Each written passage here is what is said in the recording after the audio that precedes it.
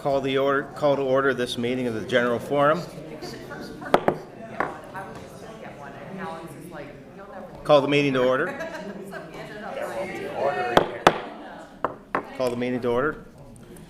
All rise for the Pledge of Allegiance. I pledge allegiance to the flag of the United States of America and to the republic for which it stands, one nation, under God, indivisible, with liberty and justice for all. Thank you. Let's have the roll call. Mr. Balachandran. Here. Mr. Herndon. Mr. Kasab. Here. Ms. Krishnan Kudi. Here. Mr. Myers. Present. Mr. Portney. Here. Mr. Bernier. Here. Mr. Best. Here. Mr. Frank. Here. Ms. Mariner. Ms. Trainer. Here. Mr. Heller. Mr. Patterson. Ms. Stevens. Here. Ms. Strickland. Here. Mr. Thompson. Here. Mr. Beck. Ms. Hartle. Here. Ms. Perkins. Here. Mr. Piper. Here. Mr. Cervello. Here. Mr. Hammeister. Here. Mr. Harden. Here. Mr. Lord. Here. Ms. Moriarty. Here. And Mr. Wilson. Here. Mr. Abrams. Ms. Hycheski. Here. Mr. Magruder. Ms. Robb. Here. And Ms. Whitman. Here. Okay, seeing as we have a quorum, are there any public comments? Seeing none, the next agenda item is new agenda items. Does anybody have any new agenda items? Seeing no new agenda items, we'll move on to the next item on the agenda, which is recognitions. Thank you, Mr. Chair. I'd like to tell you a little bit about the Certified Public Manager Program because our own Mike Tilka, our Center Region Planning Director, recently completed and earned the National Certified Public Manager Certificate. The CPM program offers public sector professionals an opportunity to develop and improve their management and leadership skills while earning this nationally recognized professional certificate. Courses are taught by academic and practice-focused faculty to bring theory and practice together with existing experience of the attendees. In fact, the University of Colorado's program that Mike participated in has faculty members who are former municipal managers, making this a very relevant program for Mike. The program involves over 300 hours of work, both in the classroom and independently, and the curriculum includes leadership, teamwork, human resources, administrative law, finance, budgeting, ethics, public engagement, strategic planning, management, emergency and disaster management, and innovation. Students in this full certificate program complete a capstone project to incorporate and utilize their coursework in a real-life project within their agency. And the COG was fortunate that his real-life project was one to support the Center Region. So please help me congratulate Mike.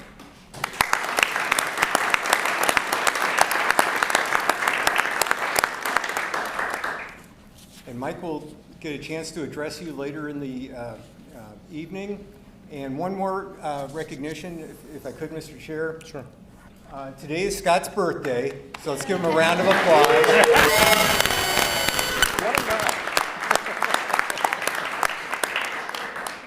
I'm sure he appreciates that better than having us sing for him. So, thank you, Mr. Chair. Thank you. Next up on the agenda is approval of minutes. I'm sorry, consent agenda number 1, and that is the approval of minutes. I move that we approve the minutes of the April 29th meeting. So moved. You got second? We got a motion and a second. Any discussion? If not, those in favor signify by saying aye. Aye. Any opposed? The ayes have it. Next on the agenda is the long-range facilities plan, proposal, presentation, and consideration.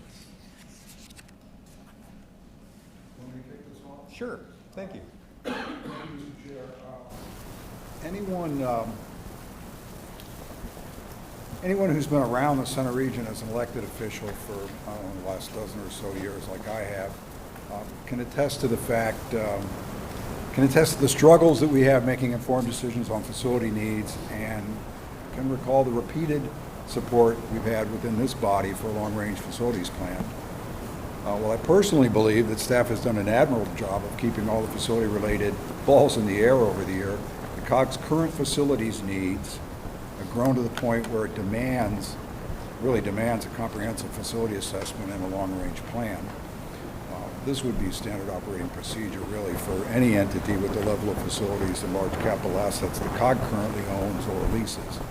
So as noted in the agenda, one benefit of the delay in really getting this off the ground and getting the process started is in the interim, in the meantime, we came in contact with a firm that has extensive experience in municipal needs assessments and, just as importantly, matching the facility needs and our plan needs to the limited budget that we're working with.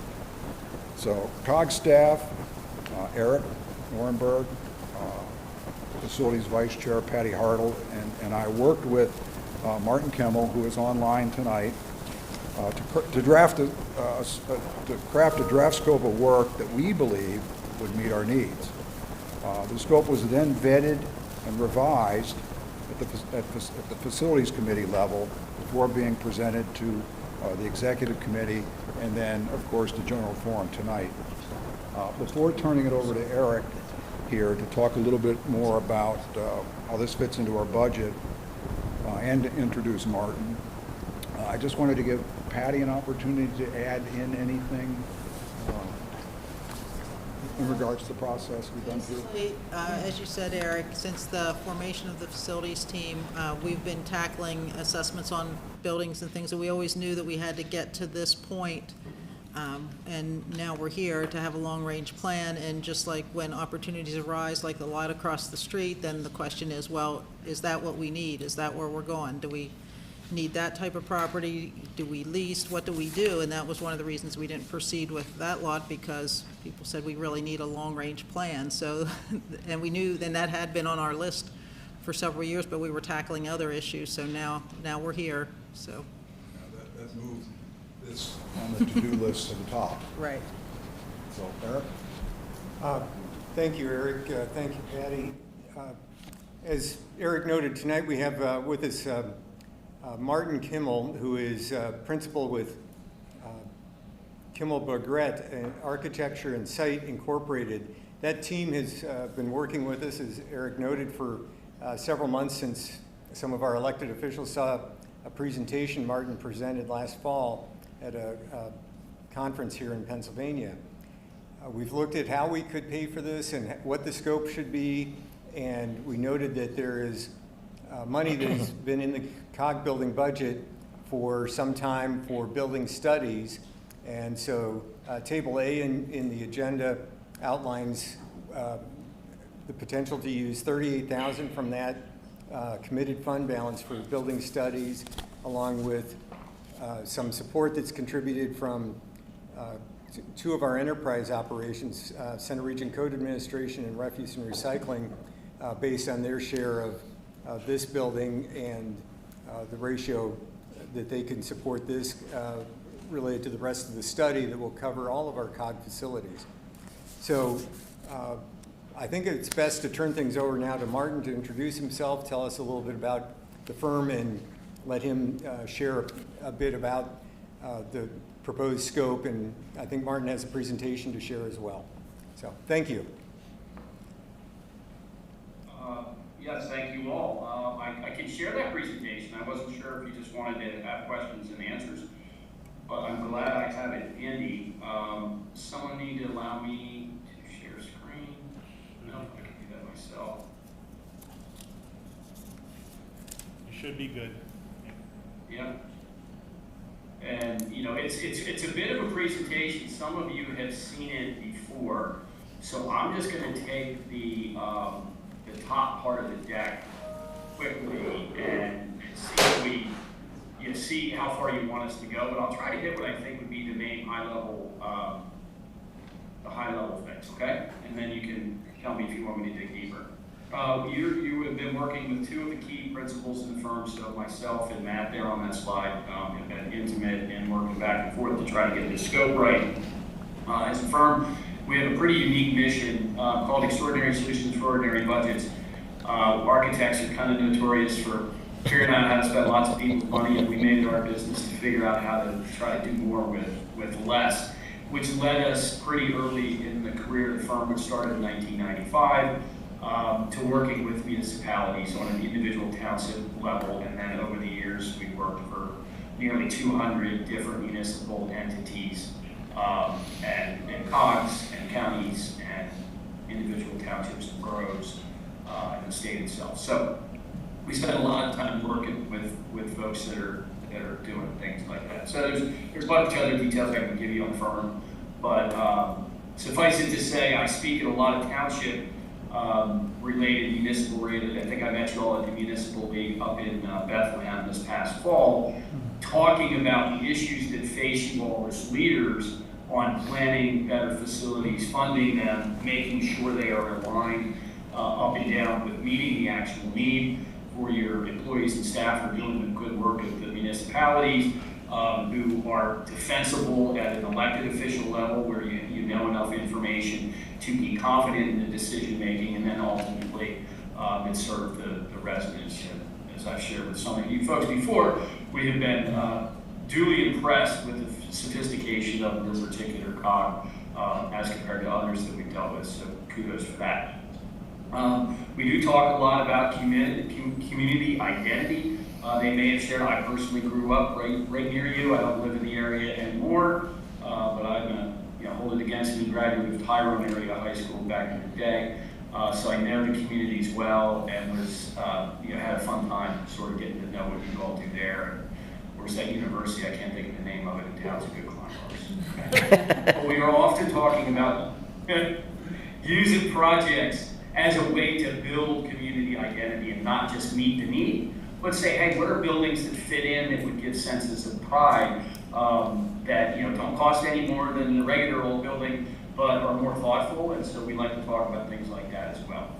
We invented and trademarked this process called the Master Concept Plan, and it was really designed and intended to solve what we call the municipal planning paradox, where there's almost always some clear sense of need that bubbles up out of an operational concern or some other concern. And then there's the immediate egg problem of, well, how much money is it going to take to meet the need? And for time memorable, people have struggled with that problem. And so we took it on ourselves to see if we could figure out a process. So what we propose to you is a now time-tested process for helping municipalities and municipal quasi-organizations do the kind of planning that you all need to do.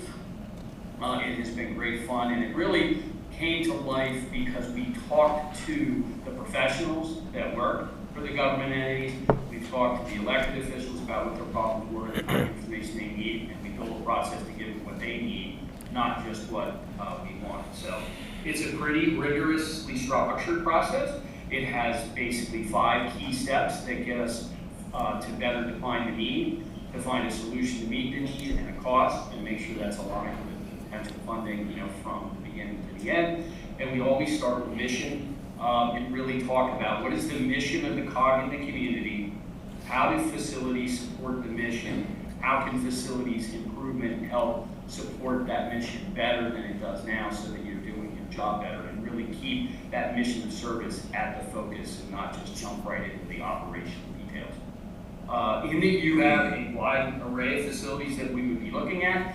The second phase that is super important is before we start, we have to understand the conditions that we're going to encounter, what opportunities they provide to us, but also what risks they provide to us. And when you're talking with existing buildings and previously developed site, there are all manner of things that if you don't pay attention to them early can lead to cost overruns or financial infeasibility later, and we want to tackle that before we start any kind of design work.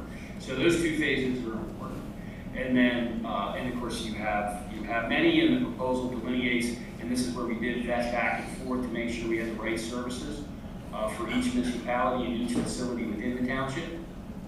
So I felt like your team did a very good job, of not just kind of accepting our standard bundle, but making sure it was customized to meet the need of your group.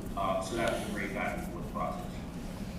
The third thing that we will do is we will go into the operational functionality of each of those, I won't just say the facility, but really the services that you provide, and figure out with your teams how they would operate optimally if they were not constrained by the facilities. And then what we do is we take the operational optimum, we compare it to the facility itself, and we say, well, here's where a facility is impeding us from doing better. Here's one that's doing great and helping us do it great. Heck, here's one maybe we don't even need. You know, we're not always looking to add new things.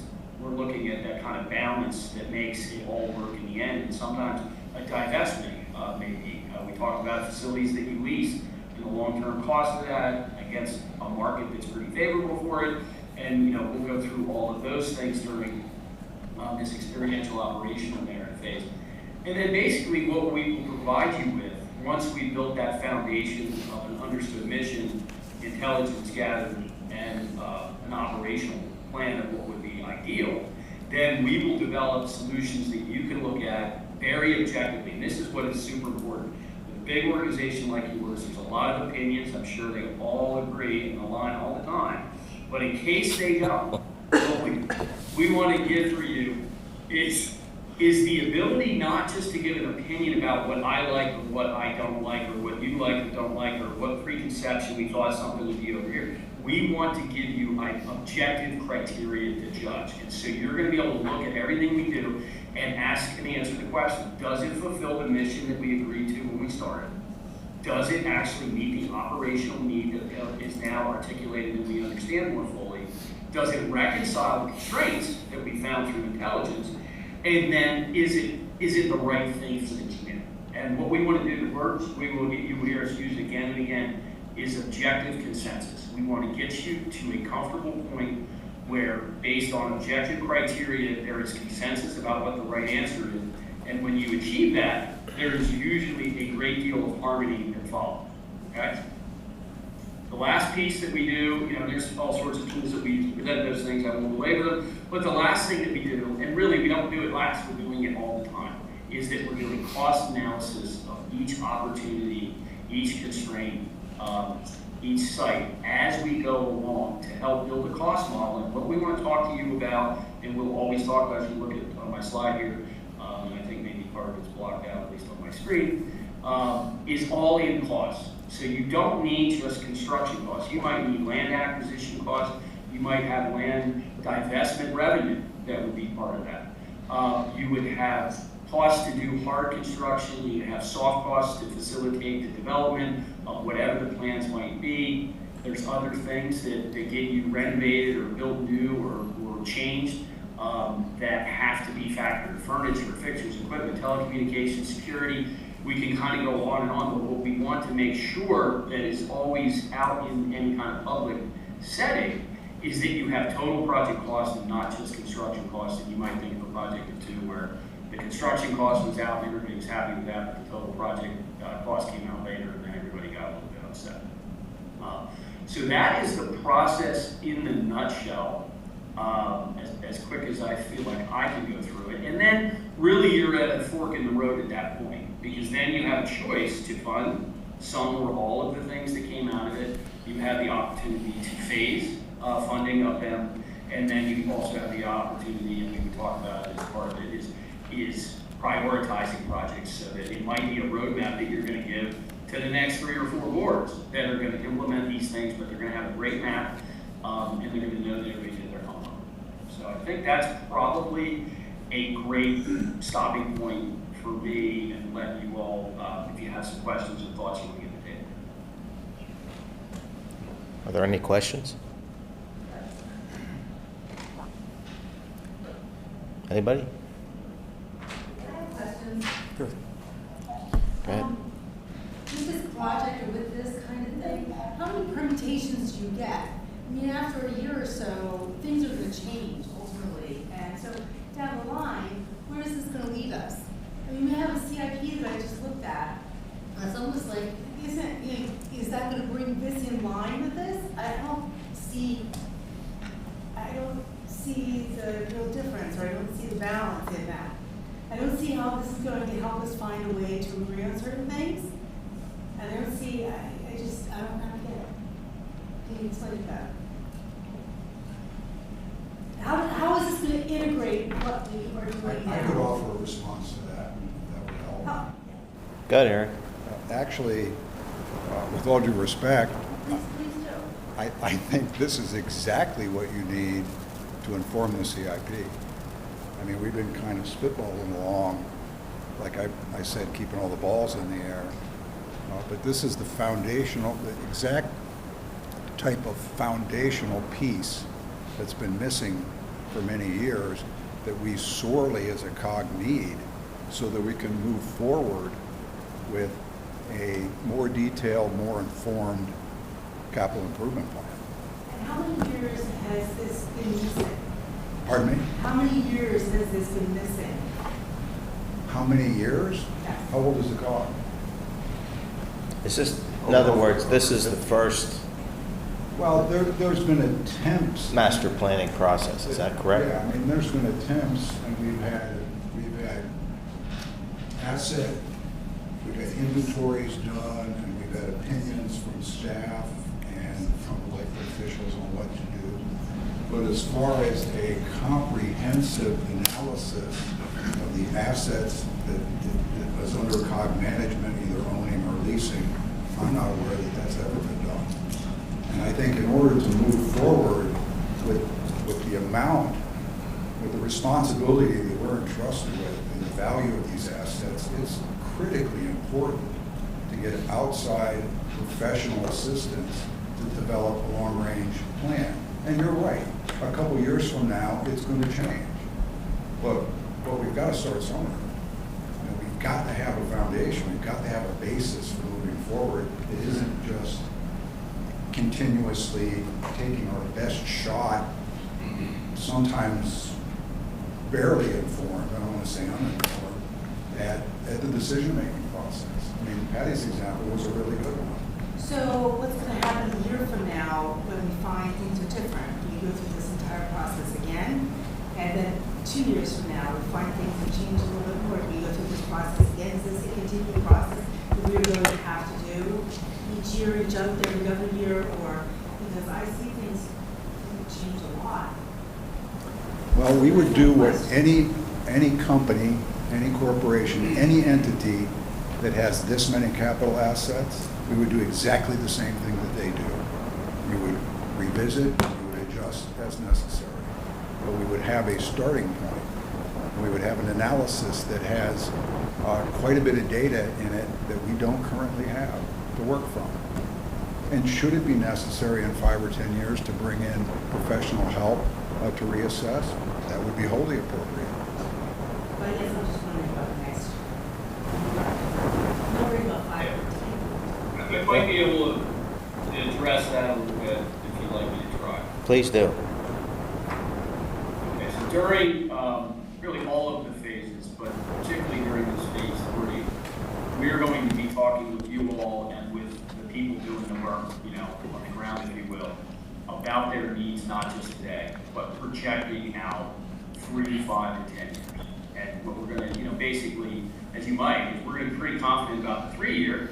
We're going to feel pretty good about 5 years. I mean, municipal operations, they do evolve, but the wholesale change is not nearly as volatile as certain other client types that we would deal with.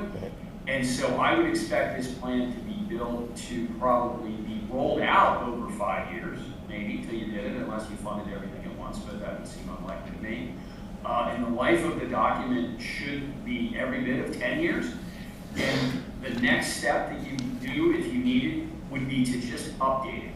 So you would go in and just go, okay, these three variables changed. How would we react to it? You don't throw it out and start over because somebody used the word foundational. It becomes that foundation, and then you can just sort of update it. Maybe you take on a whole new task that was not even considered. We can add that one little bit of information, or you stop doing something. So I feel like people have used this over a much longer term, and no one has tossed anything out and started over. I don't even think it's 7 years in my experience. Are there any other questions? Go ahead, Frank. I'm disappointed. I don't think I can vote for this tonight. I need more input on it. Seems I've only had it for a couple of days to look at. I have been involved in facilities since the first ad hoc committee was formed. I was the chair for 2 years. We pushed and we got a facilities director. We went through all the process. We evaluated all the properties. We had everything ready to go, and our facilities director left. We got a new one. And then Whitehall Regional Park blew up. They put the facilities director in Whitehall Regional Park. They quit. And that's where everything's set for now for 2.5 years or however long it's been. And we had a lot of this ready to go. Now we're going to pay somebody to do it. And I said, when are we going to hire a new facilities director? Well, we're going to wait now till we get a new executive director because he should have input. Well, in the same vein, in the same light, I don't want to see this done until we have a facilities director so they can have their input on it. So that's where I'm going to stand, and I cannot vote for this tonight to proceed at this point. Can we do it in the future? Fine.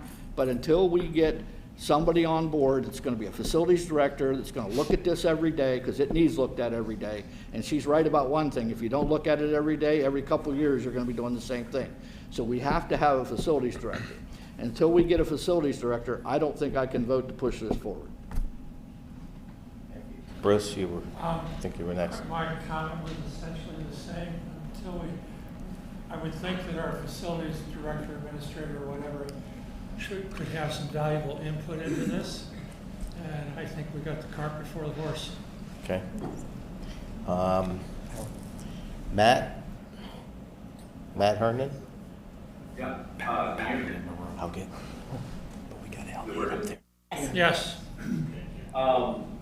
So the thing that caught me on this was the idea of proposing alternative options. So I read through the CIP and I had a number of comments at our borough council session around it, thinking about certain things. Like there's one thing about redoing the heating for the building that you all are in right now, and I think the proposal was like to take the roof off and do other stuff. And I thought, could there be alternatives to this? Could there be a cheaper alternative of using, say, mini split heat pumps individually and just leave the roof where it is, Or thinking about there's an item for electric car charging, and I thought, could there be alternatives? Like, could we put lower wattage plugs in our existing street lamps that are already in the parking lot and just plug into those instead of doing a more expensive level 2?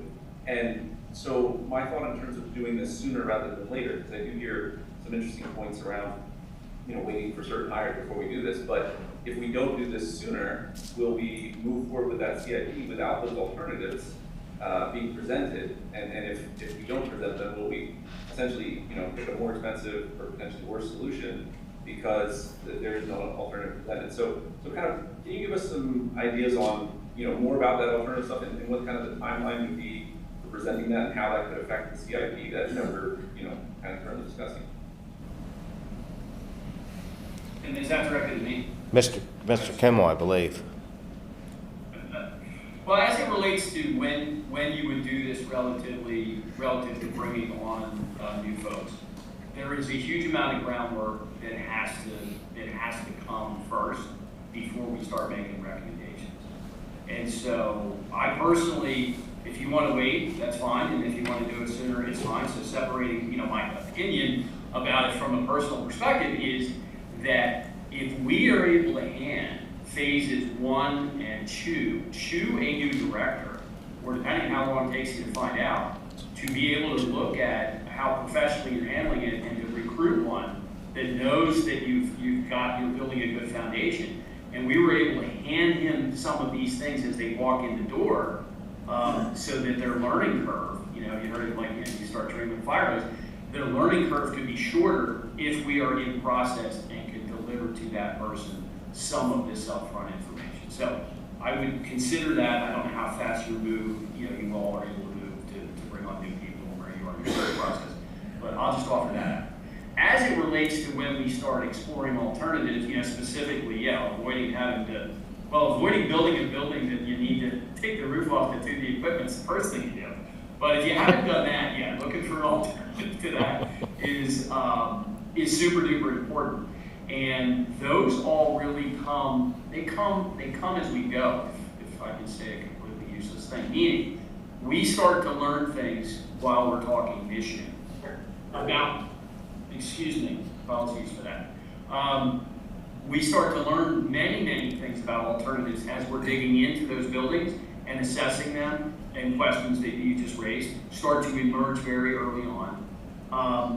And then as it also relates to the operational, when we start to understand how you operate and where there are impacts to optimal operation, again, that is something that's a story that writes itself as you go, what those opportunities are. So where they manifest then, where you can see them, is in phase 4, where you can say, okay, if you do this idea, it solves these 3 problems, but maybe it creates a 3rd problem. And again, the main thing is everything is eyes wide open. Like you'll all know, like Barry say, I don't get it around, understand where we are. Everybody's gonna know the story. Here's our mission of service. Here's the condition of our facilities. Here's what we're trying to do. Here are different ways to meet the need and what they cost. And I just found it, again, I don't sound too bitchy, but in doing this a long time, I've never seen a better way to get to the best right answer. So I'm not fully sure if I answered your question or not, but I tried.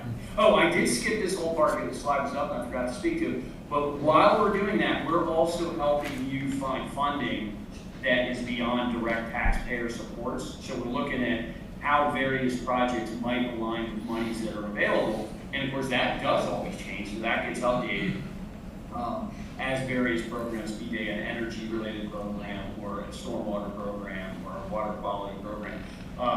We can help align you with funding so that the ultimate capital expense for you all to do whatever it is you end up doing, maybe is a little bit less, and that's an important part of it. Thank you. And Elliot, you have a question, and then I have one. And Patty, you have one too. I'll go. Let's go with Elliot. He's been waiting a long time. Elliot, do you have a question? Okay, Patty, would you like to say something? Sure. I also have been on facilities since the very beginning, since it was an ad hoc team. And while we did tackle facilities assessments and some low-hanging fruit and got things running, like I said, this has still been an issue, and we've had 2 different coordinators in that time, and the last facilities coordinator did start us talking about going long-term thinking and long-term planning, but it just kind of spun. And then of course we lost that person. So I think this is above and beyond like an individual person, at least as Matt said, for the first few phases. You have to, our buildings are our buildings, how we're going to grow or not grow. We have that information now to set that foundation. And I don't think waiting, and we did discuss this in facilities several times, do we wait or do we not wait on the openings that we have to fill? And we decided for many reasons that it was best to move forward and get this moving. And then as those new people come in, they'll be there. But like I said, a lot of this, figuring out where you're going in projections and longer term planning, you're going to need your facilities director to come in and understand it at some point, but as far as building it, it's really going to be the consultants talking across the board with the different directors and municipalities and things that are involved. So, Elliot, are you available? Did you still have a question? He's not responding.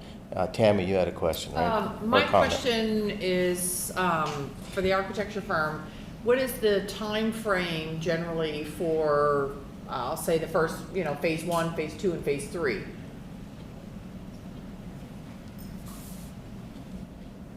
So, depending on the availability of your staff, one of these thoughts, could you do these kind of things internally would be a related question. And oftentimes the reason these initiatives don't get done when they're done internally is because everybody involved in it has a day job. Like they're already running whatever they're running, or they're a volunteer on the board.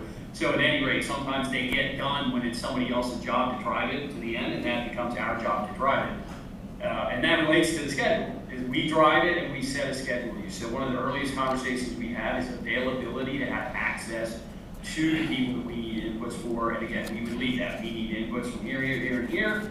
You're going to tell us how much time they have available, when they're accessible, and then we're going to work our schedule to fit their schedule because we're doing our day job at that point.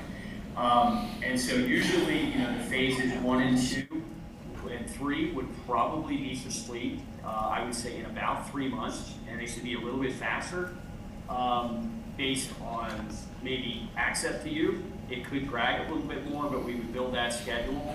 I would think the whole process could be done in this calendar year, unless for some reason you didn't want it. And then a lot of times we're backing into a budget season or something where you want certain information at the right time of the year. Sometimes it's the fall. And if you said, hey, we'd like to have something of substance by a particular meeting, we build a schedule that gets you to where you want to be. Okay, thank you. Mr. Chair, if I could just add, Sure. the proposal from Mr. Kimmel that's in your packet on page 6 has the timeline for a 6-month schedule, which is basically what he just verbalized. But if you want to refer to that, and with that 6-month schedule ending roughly at the end of this year, early next, would feed right into when staff would start preparing the capital improvement program for 2026 and the next 4 years after that. So having this finished by January or February next year would be the perfect time to feed into the next CIP process. So thank you, Mr. Chair. Thank you. And I have a comment. As someone who spent my entire career in facilities management, planning, construction, design, the whole spectrum of facilities, maintenance and management as well. If I were a facility manager or director, I would want to be involved with this from the ground up. And I think this is part of Frank's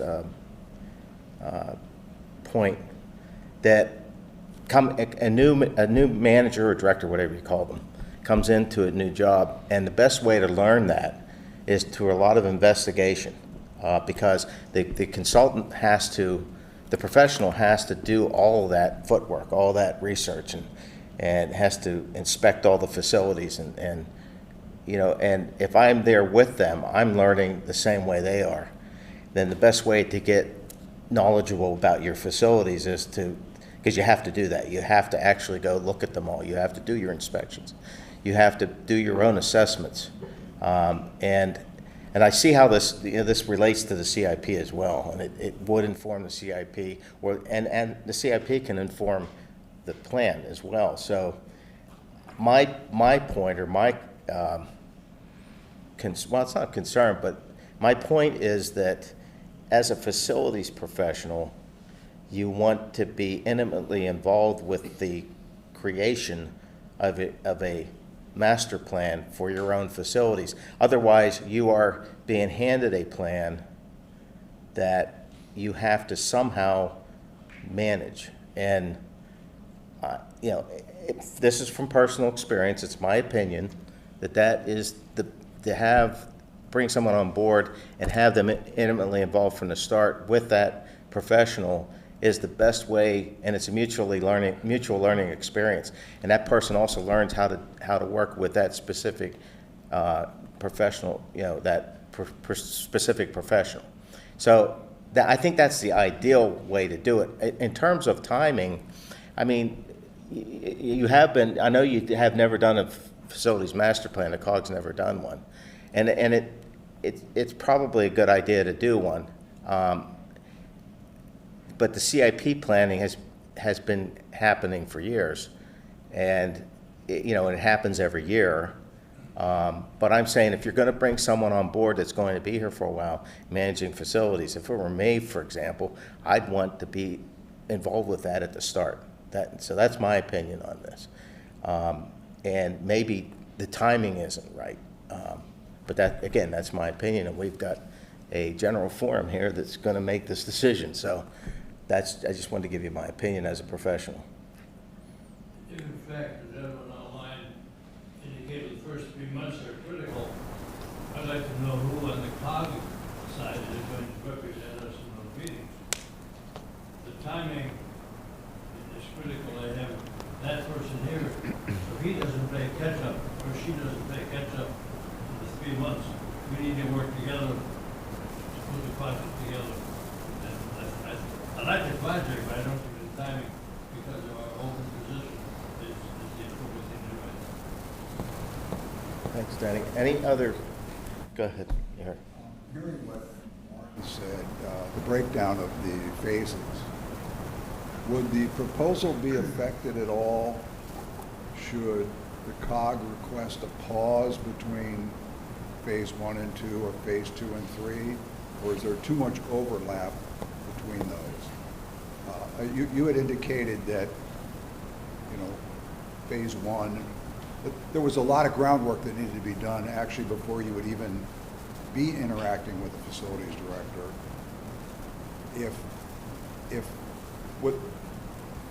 Would the proposal be affected at all should we be not at the point where we had a facilities director on board and we were ready to move into 2 or 3 to pause it for weeks or months? Does that affect the proposal at all? Yeah, no, 1 and 2 are discrete. 3 often wants to go with 1 and 2 because you're talking to the same people at the same time, but you could certainly hold that off. That wouldn't affect it.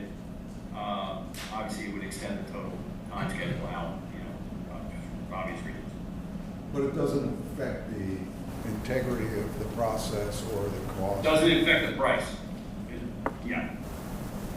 Correct, it would not affect it. Any other questions or comments? Rick? Yes, Mr. Chair, thank you.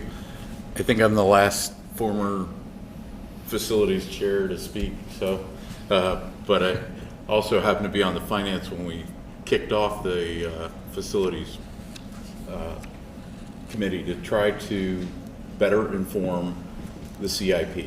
That has been the underlying goal from the beginning. I do understand the premise of waiting for a facility coordinator. I would offer I was not in support of waiting to hire a facility coordinator because the time, all the time is critical with this. We're so far behind in this. I spend my day reviewing facility plans and whatnot. And if somebody told me that I had this tool to walk into when I acquired a property, I would bless them. Because this is an incredible asset to bring to that, more so than honestly that I would have expected to get out of this situation. So similar to, I was a proponent to do the hiring, the applying and screening process for facility coordinator. I feel similarly with this program and everything, because the reality, the new facility coordinator is not going to have a basis in the COG. Who Martin is going to be speaking to are our agency directors who've been directing this because we didn't have a facility coordinator. The facility committee recommended having a facility coordinator to try to help the agency directors in this because they were doing their best, but it's not necessarily their explicit skill set. Take that a step further, what is being proposed in this proposal is beyond what we're advertising for in a facility coordinator. So to be able to come to bat with both of those, I think is powerful.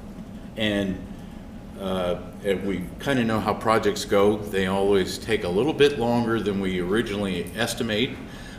So the best thing is to get started on them so that you can get done with them. So now I would put on my COG finance hat, and my goal would be to have this document inform the CIP for our 2026 budget. And if we delay too much, we're going to miss that opportunity. Thank you, Mr. Chair. Well, go ahead, Patty. Where are we on hiring a facilities director?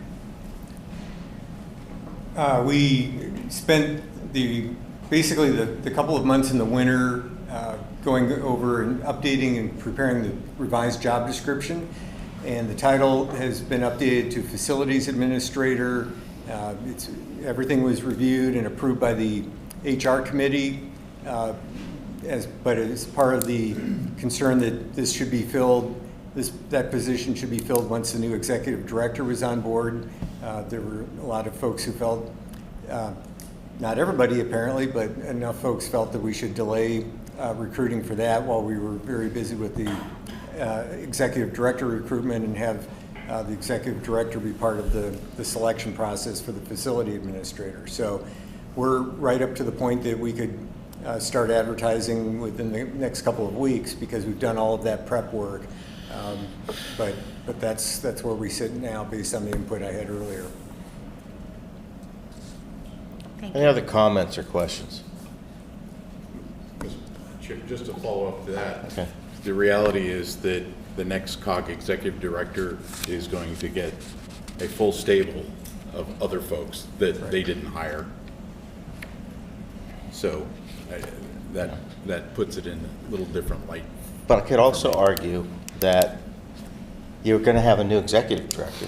Understood. And that person's going to take a while to get up to speed on managing this organization, leading the organization. Got a lot of responsibility. It could take, the learning curve can be 6 months to a year. I mean, we've talked about the responsibilities of the finance director, and so it takes a while for these people to get up to speed. And that person then, that would have to take time for them to hire a facilities administrator, as it is now. It's not just a coordinator anymore. Now you've got a person with managerial, facilities management, probably technical skill as well. See, it goes all into the mix. And so my concern is that that's getting pushed down the road maybe 1 or 2 years, So, and I get where you're coming from. I was just looking at it from the aspect of if I was an incoming facilities administrator, what would I want my role to be relative to this plan, this process? And I know what the answer to that is because I've experienced it. I've experienced it both ways. I've had plans handed to me, and I've had planning process where I was a part of it from the beginning. And I can tell you right now, I would prefer to be part of it from the beginning. Now, that you might be right, someone else may feel differently, but No, you're all things equal, absolutely. But I also know where you're coming from too. All things aren't equal, I guess is kind of where I'm coming from there. All things equal, absolutely. You would want your facility administrator, coordinator, manager, I think it's had all 3 titles now, part of that process, without question. But number one, we're behind the curve, way behind the curve. And again, this is one piece of the COG puzzle, and the best part is already in place. But to summarize my feelings, when I was on the finance committee, we had this discussion, and I felt ever since then that there was a piece missing in the administrative group, and that was facilities management. It would come up all the time. Yep. Okay, you have project coordinator, you have things like that. You had the park project. You had issues that I think a good facilities administrator could have weighed into and helped with, and I think that opportunity was missed. So, but anyway, are there any other? Oh, I see a hand up there, Jenny. Thank you. Maybe I'm looking at it differently, but if I come in as executive director or facilities manager and we're in the middle of something major, I think I would feel that I had a lack of agency in doing my job. And if it's going to take them a while to spin up, then this is all part of their process for spinning up and making an impact. So I'm concerned if you go ahead with this now, that it's actually going to put them on the back foot. Okay, thank you. Any other comments? Frank? Just one quick, we're behind, and we're seriously behind, but whether we do this today or in 6 months, we're still going to be behind. and we're not gonna catch up in a month or two. So that to me, it's a concern, but it's not gonna influence my decision on this.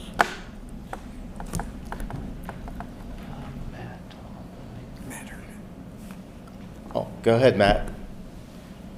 Listen to everything, I guess kind of what it comes down to me is, if spending this money today could help us save more than this money in the CIP, in the time frame before this new facilities person is both hired and then actually, you know, in the job and ready to make the sort of decisions that this is gonna make, then this would be a no-brainer. Now, I don't know if I can say that it certainly would, but, you know, looking through the CIP, there's a lot of money that's being spent in the coming years. That's, you know, the total of that is far greater than this. And if this could help us make better decisions there to save more money than it costs, then it's a no-brainer. The question is, you know, will it be able to let us save that amount of money? And I don't think anyone can say that for sure. But I guess listening to the different comments here, I'm inclined to think that it has a good chance of saving more than it costs. And if it's doing that, then I think it's money well spent. Thank you, Matt. Anybody else? Go ahead, Pam. I reviewed the report, and it seems like the more we wait, the more things are going up, labor's going up. We're talking about hiring a facility coordinator. We're just going through getting an executive director and finding how hard it is and how if we don't move on it in getting a facilitator, that's not guaranteed. That's not guaranteed that we're going to get one right there. The way the economy is going, jobs are getting snatched up. We can't even keep these positions in place. You know, we interview people. Before we can get through the interview process, they're gone. They're gone. So I'm looking at the recommendation from the facility committee that's done their research, that's giving us a step up to move forward. I'm saying, let's move forward and give us an opportunity to not be able to catch up. It may not be available to catch all the way up, but at least give us a step up. If we wait, I just can't see waiting anymore. As we've been through this, waiting, and as we all get together, we don't move forward, and then we're behind. We can't get behind anymore, guys. We just can't. It's time to move forward. So I'm in favor of moving this forward. Yeah. Betsy? Yes, thank you, Mr. Chair. I'd like to piggyback on some of Matt's comments or his main thesis that if the information that we're getting from the consultant, which has a fee, a cost associated with it, but if that information would ultimately save us money, then it's worth going with it. And I'd like to expand on an example that he gave about electric vehicle chargers. And I think especially in the area of climate, well, I was going to say solar technology. I'm not that familiar with a lot of the other technology, but I certainly know that there are many options out there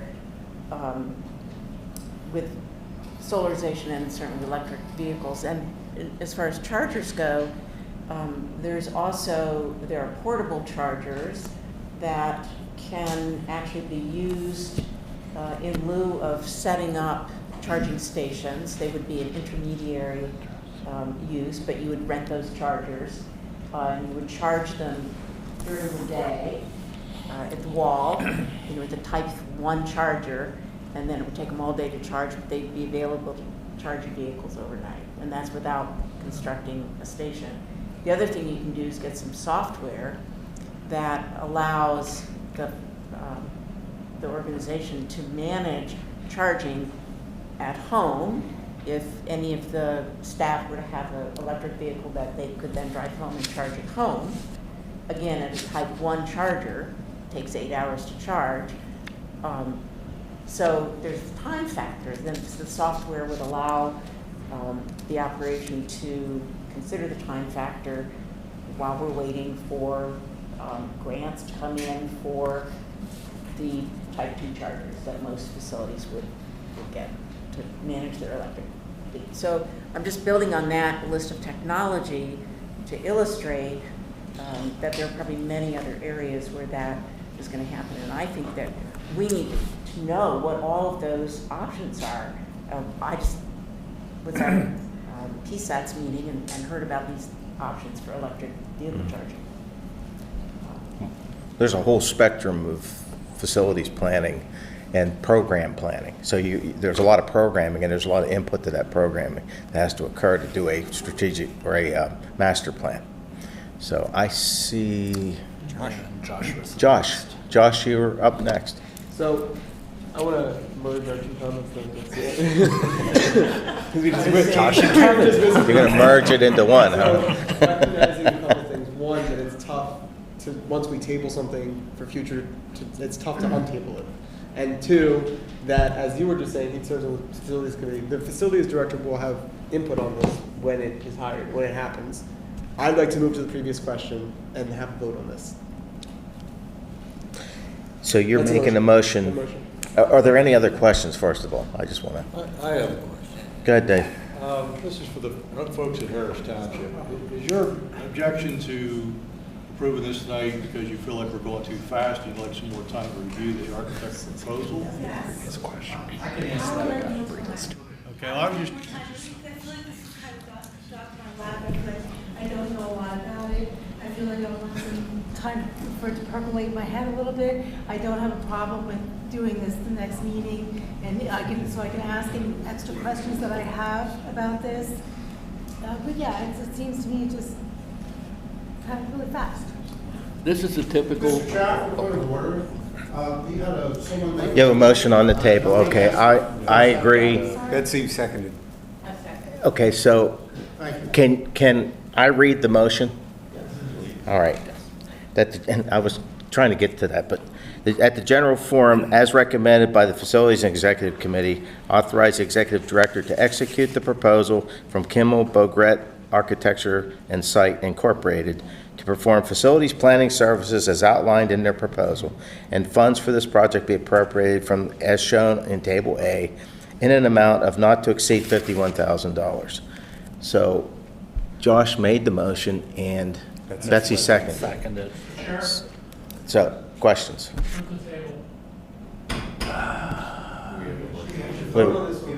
We have a motion and second. Move the table. I'll take comments. What do the rules allow or require? We have a motion and second. Can we not bring this up after, in subsequent meetings? I'm sorry, Josh, I didn't. In subsequent meetings, can we bring this up in an amended presentation? Can you amend a motion No, after? no, later, like I'm saying, like another meeting, let's say June or July, if there's more information shared with the members, can there be another vote on this? Mr. Chair, we can at a later time take it off the table. Motion is to table it now. Well, we have a motion and second in favor of the motion. Yes, and then there's a motion to table. I haven't heard a second, but yes, there is a motion to table. If there's no second, the motion's going to fail. Right, I agree. So is there a second is there also a second? I would second it, but I don't know if you can. But I think we have a motion and second, and we have to either have discussion, is all we can do at this point, and then we have to have a vote. So we have a motion and a second. And is there any further discussion? I would like to answer Piper. He asked Go ahead. before we had the point of order. Now we can do that. And my answer to him would be this. is, this to me is, this is the COG blueprint. We gotta do this right now, we're all gonna die. If we don't do this right now, and oh, by the way, after the study comes in, we gotta spend all the money to do whatever the study says. You know, just because you do a study does not mean you have to do it. And that's my point. This has come up, this is the first time I've seen it three days ago. Here we are, let's go, let's get it done, let's do it now, and let's move on. So that's my objection, and that's my answer to you. This is the format, this is the blueprint, and I'm not ready to vote for that blueprint anymore. I'll second the motion to table. Well, we have a motion second that we have to vote on. No, the motion to table takes precedent. I'm not sure of the rules. Can somebody advise me on the rules? That is the rule. Eric's stuck against it.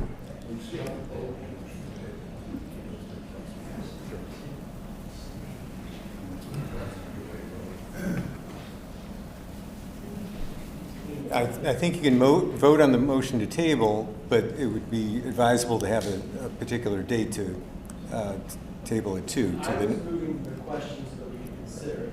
If you consider it, then I assume you could do a motion to table on the consideration of the item. So I guess this is proper, but. Do you know that? Okay. You don't know that. I'm trying to look it up where.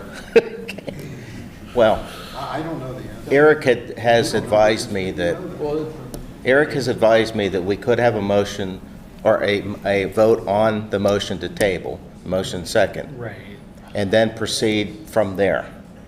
So that's what I choose to do. Would whoever made Table the, until next month. But we ought to have a date. If we're going to table this, when are we going to discuss it again? So whoever makes a motion to table should also provide an alternate date. Motion to table comes before the motion. oh, thank you. So Yes. it sounds like Mr. Lord would need to amend his motion. Bruce, would you like to amend your motion to include a future date? My second suggested that we do it next month, and I'm supportive of that. So that would be June.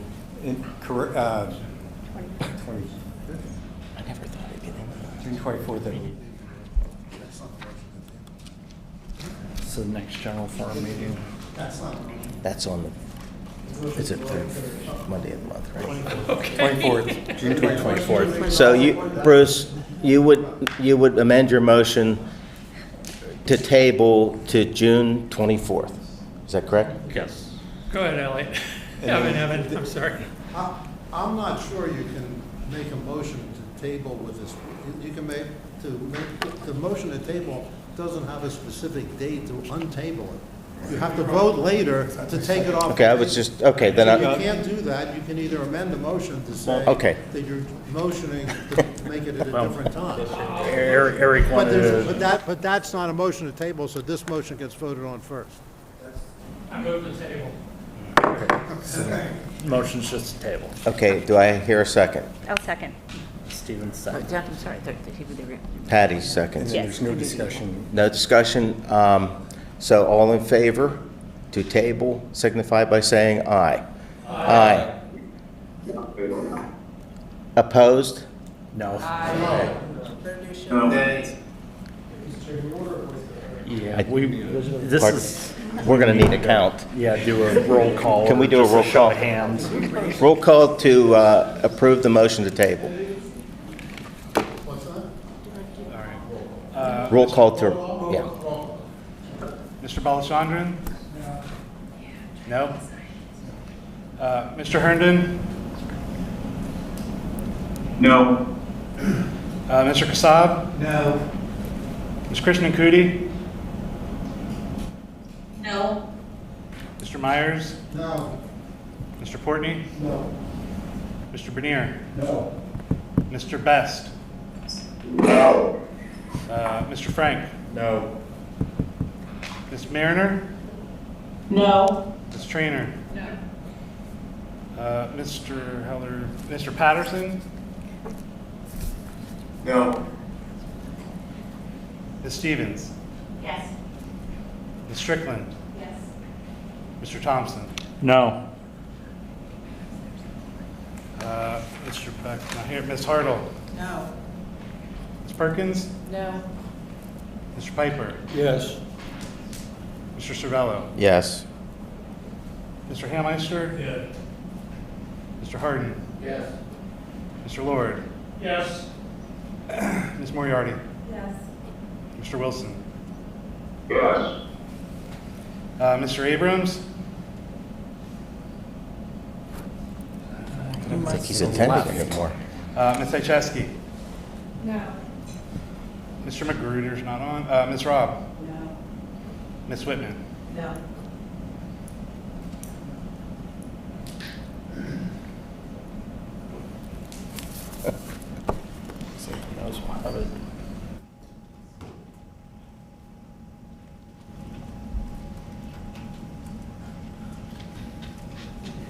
I have 18 noes to table and 9 yeses to table.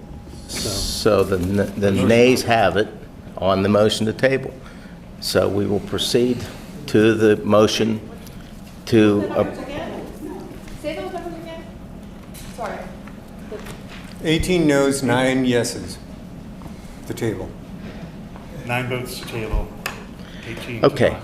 So now we move to the motion to approve this recommendation, and we have a motion and second.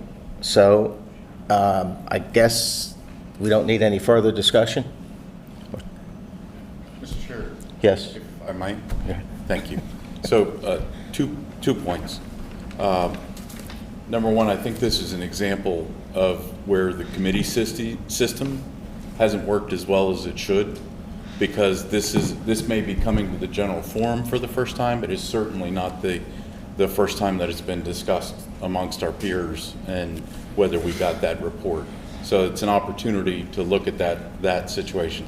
The other thing I would only offer in how in my world we operate is the organization is bigger than any one individual. And so in this case, the one individual is potentially the facility administrator? Yes. Okay, and or the executive director and everything. But I would offer that this organization is bigger than either one of those individuals. Thank you, Mr. Chair. Mr. Frank, thank you. All right. Is there any other discussion? If not, those in favor of this motion signify by saying aye. Aye. Aye. Opposed? No. Aye. Did anybody's vote change? Do you want to do we need to do another roll call or not? All right. Yeah. We're going to do a roll call. All right, so the motion to approve the motion in the packet. Mr. Balachandran? Yes. That was yes. Yes. Mr. Herndon? Yes.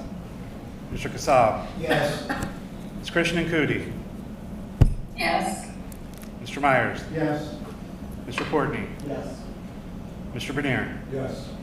Mr. Best? Yes. Mr. Frank? Yes. Ms. Mariner?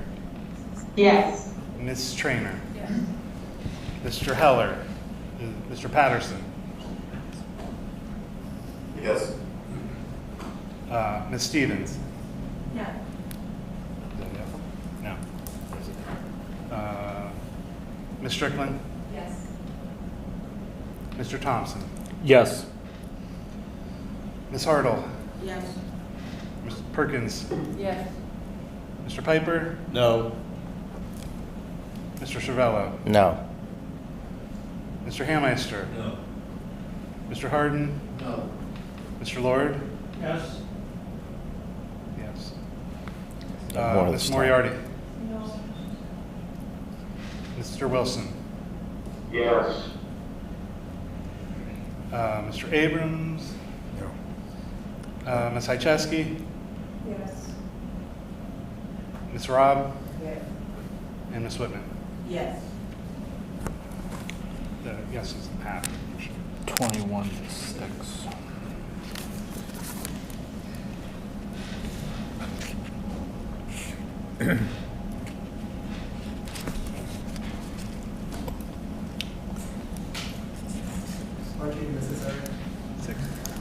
20-6 in favor. We lost Mr. Patterson. Okay, so by significant majority, the motion passes. Correct. Okay, I lost my place. Item 7. Okay, next on the agenda is Penn State Fire Protection Funding Agreement, presented by Sean Kaufman and Eric Nornberg.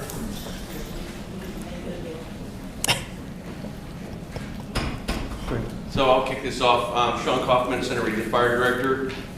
Shameless plug, I'll keep doing this until we get to the celebration of the 125th for the Alpha Fire Company, July 20th, Saturday. It'll be held at the 200 and 300 blocks of Allen Street.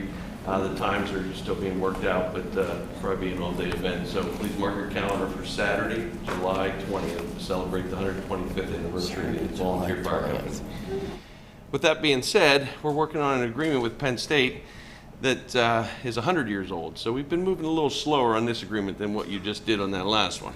But in 1923, they had a handshake agreement between the fire company and Penn State, which basically provided for what currently is being used, a 9% contribution to operations, a 24% contribution to apparatus, and a 9% contribution to building. It was a very capital-heavy agreement, even though it was a handshake agreement, because it was an all-volunteer fire company that was basically needing funds to support the purchase of apparatus. If you remember, in 1974, they built this grand fire station in the Borough State College. That was the only fire station for a while. And a lot of things have changed in the last 15 years that have changed the operating budget for the fire service in the center region to be in more staff-oriented. Staff and payroll becomes the highest part of your funding sources or funding needs.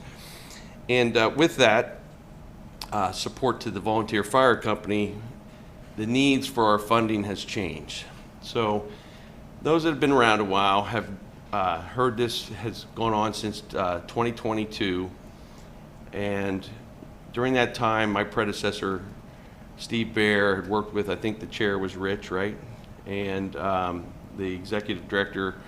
And we're working on a funding agreement with Penn State that wasn't based on a handshake, that was on paper.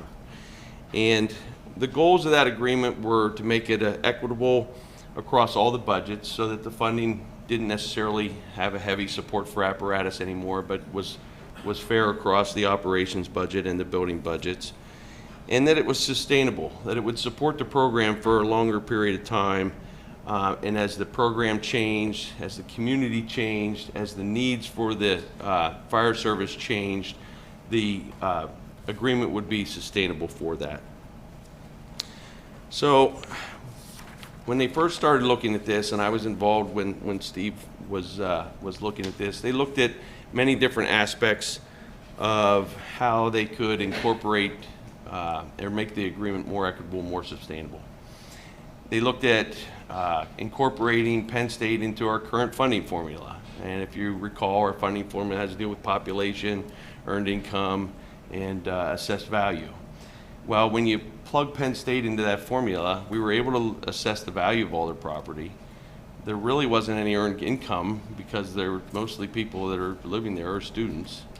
And the population was again a troublesome. So during the day when all the employees are there, it's a very populated area. But how do you count those employees? And then how do you count the students that live off campus? So it was really hard to fit them into that framework of our current formula. We also looked at usage basis. So how much do you use the services? And across all the municipalities in Penn State, it varies depending year to year. Penn State's usage is pretty low. They have infrastructure that has fire protection systems. They have a very robust alarm system. We don't get as many false alarms on campus as we do, let's say, at some of our other properties. So usage wasn't really fitting into this box either. The last was kind of looking at, is there a fixed rate that we want to use or a fixed percentage? And that's kind of where we landed. So with the agreement that's in front of you, we have a fixed percentage. And what we did And I don't want to spend all night trying to, rehash exactly how this was worked out. But the last 3 years, we've been basically providing services to Penn State for football, which included hazmat, which we took over in 2022. So we basically trended those last 3 years, and Scott's putting that on the board, and it's also available in your packet. So those last 3 years, we took the average of those 3 years and came up with the funding formula, which is the 19.24 that's in this agreement. Even then, the last 3 years, it's been variable, and the biggest change is football. It says there I'll go back up one, Scott. It says 2024 is an estimate because we haven't billed for 2024 football yet. We provided intercollegiate athletics a budget, and that depends on how many night games, how many 3:30 games, how many noon games, because we bill differently depending on how many hours we have to support their operations. And as you go ahead, Scott, and go up to the next page. As you build that 19.24% into the budgets, we take the football out. And it does a couple things. Once, it guarantees and smooths that number across all the budgets, but it also avoids what we had, and we at the time we didn't have billing, but in COVID years when we didn't have football, we would not have income from those standbys. And it's a major part of the budget. As you can see, it was over 7% this year's estimate. So it helps smooth that out. And part of that agreement is if there's not a football game, we still get the 19.24%. The items that we're going to cover under that agreement are Blue-White Weekend, the football game, the regular season home games, and Ag Progress. And we've done that for years. And we can support that without any changes in our program, without any changes in our operating picture. So we felt that if we can pull that out, put that as a guaranteed number, then we don't have to worry about if a game gets canceled because of a hurricane or a major snowstorm. If you think back to Buffalo Stadium when they had to move a game, right? But those type of things wouldn't impact the money that's coming in and preparing us and making us ready. Because a lot of the fire service and emergency responders is that readiness component. We're not constantly out there going on calls and billing people for services, but we have to provide that readiness, and that's part of this agreement. So it makes it equitable across all the budgets. It's sustainable if there's football or not football. And then one last comment is that like what we did with Bellefonte Borough in their agreement for code services, they have a voting member in the Public Safety Committee. So within the agreement, we extended that to Penn State as well, so that they have a voting member on Public Safety Committee to help manage and basically the strategic planning around the fire and rescue program. So they would have a say in, and we couldn't just, say, oh, one day we want to add 4 staff members, which increases the budget, without having a say from the Penn State representative on that committee. Now I know that the elected officials aren't going to let us just go pie in the sky as well, but with having Penn State as having a representative, that allows them to feel like they're have some skin in the game. So we felt when we were all, at the end of the day, that it did meet those 2 goals of being equitable and sustainable. And as our program costs increase, the amount of funds from Penn State will increase, and they'll have a good understanding of how that's going to affect them annually because they'd be part of the Public Safety Committee. So I just don't want to get into a lot of detail about how we figured out these things, but from the standpoint of, the bigger picture details, if you have any questions, I'd be happy to answer them. Any questions, anybody? Got them, all right. Yeah, perhaps a larger point that you made at the end about the whole inclusion on the committee. That's a bit interesting because public safety is more than just fire, right? So is it the fire aspects of the committee they'll have a say? Is that where you're going? Yeah, and typically the way, just like tonight, when we vote on this, Half Moon and Harris won't vote on this item because they're not part of the program. Bellefonte doesn't vote on every item in public safety if they're not part of the program. So the same thing would happen. Penn State wouldn't necessarily be voting on something related to codes or emergency management but more just the fire program. And that's been carried out that way for probably ever since we had that Bell Fund agreement put in place. Any other questions? Seeing none, there is a motion here that the general forum is recommended by the Executive and Public Safety Committees approve the fire service agreement with Penn State University. Harrison Half Moon Township should abstain from voting on the motion. So do I hear a motion or see a motion? Eric moves. Josh seconds. Any other discussion? Seeing none, all those in favor signify by saying aye. Aye. Aye. Opposed? Any opposed? The ayes have it. Thank you. Thanks. Thank you, Sean. Okay, next on the agenda, amendment to the SCLO region, Center Region Library Articles of Agreement. I can start and then Lisa can join in and add to this. But last summer or early fall, the Library Board of Trustees began discussing options to restructure or change the Articles of Agreement between the COG and the SCLO Library Board of Trustees with the exiting of Half Moon Township from the Articles of Agreement and the funding of the library program. So that would mean one of the 9 seats would need to be reallocated.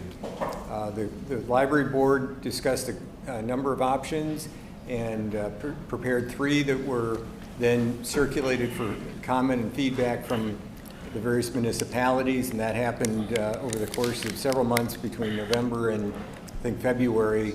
So each of the municipalities had a chance to look at those options and provide some feedback, and then the draft amendment that you have in your packet tonight was then reviewed by the Board of Trustees, and then a draft was prepared for consideration by the solicitor for the COG.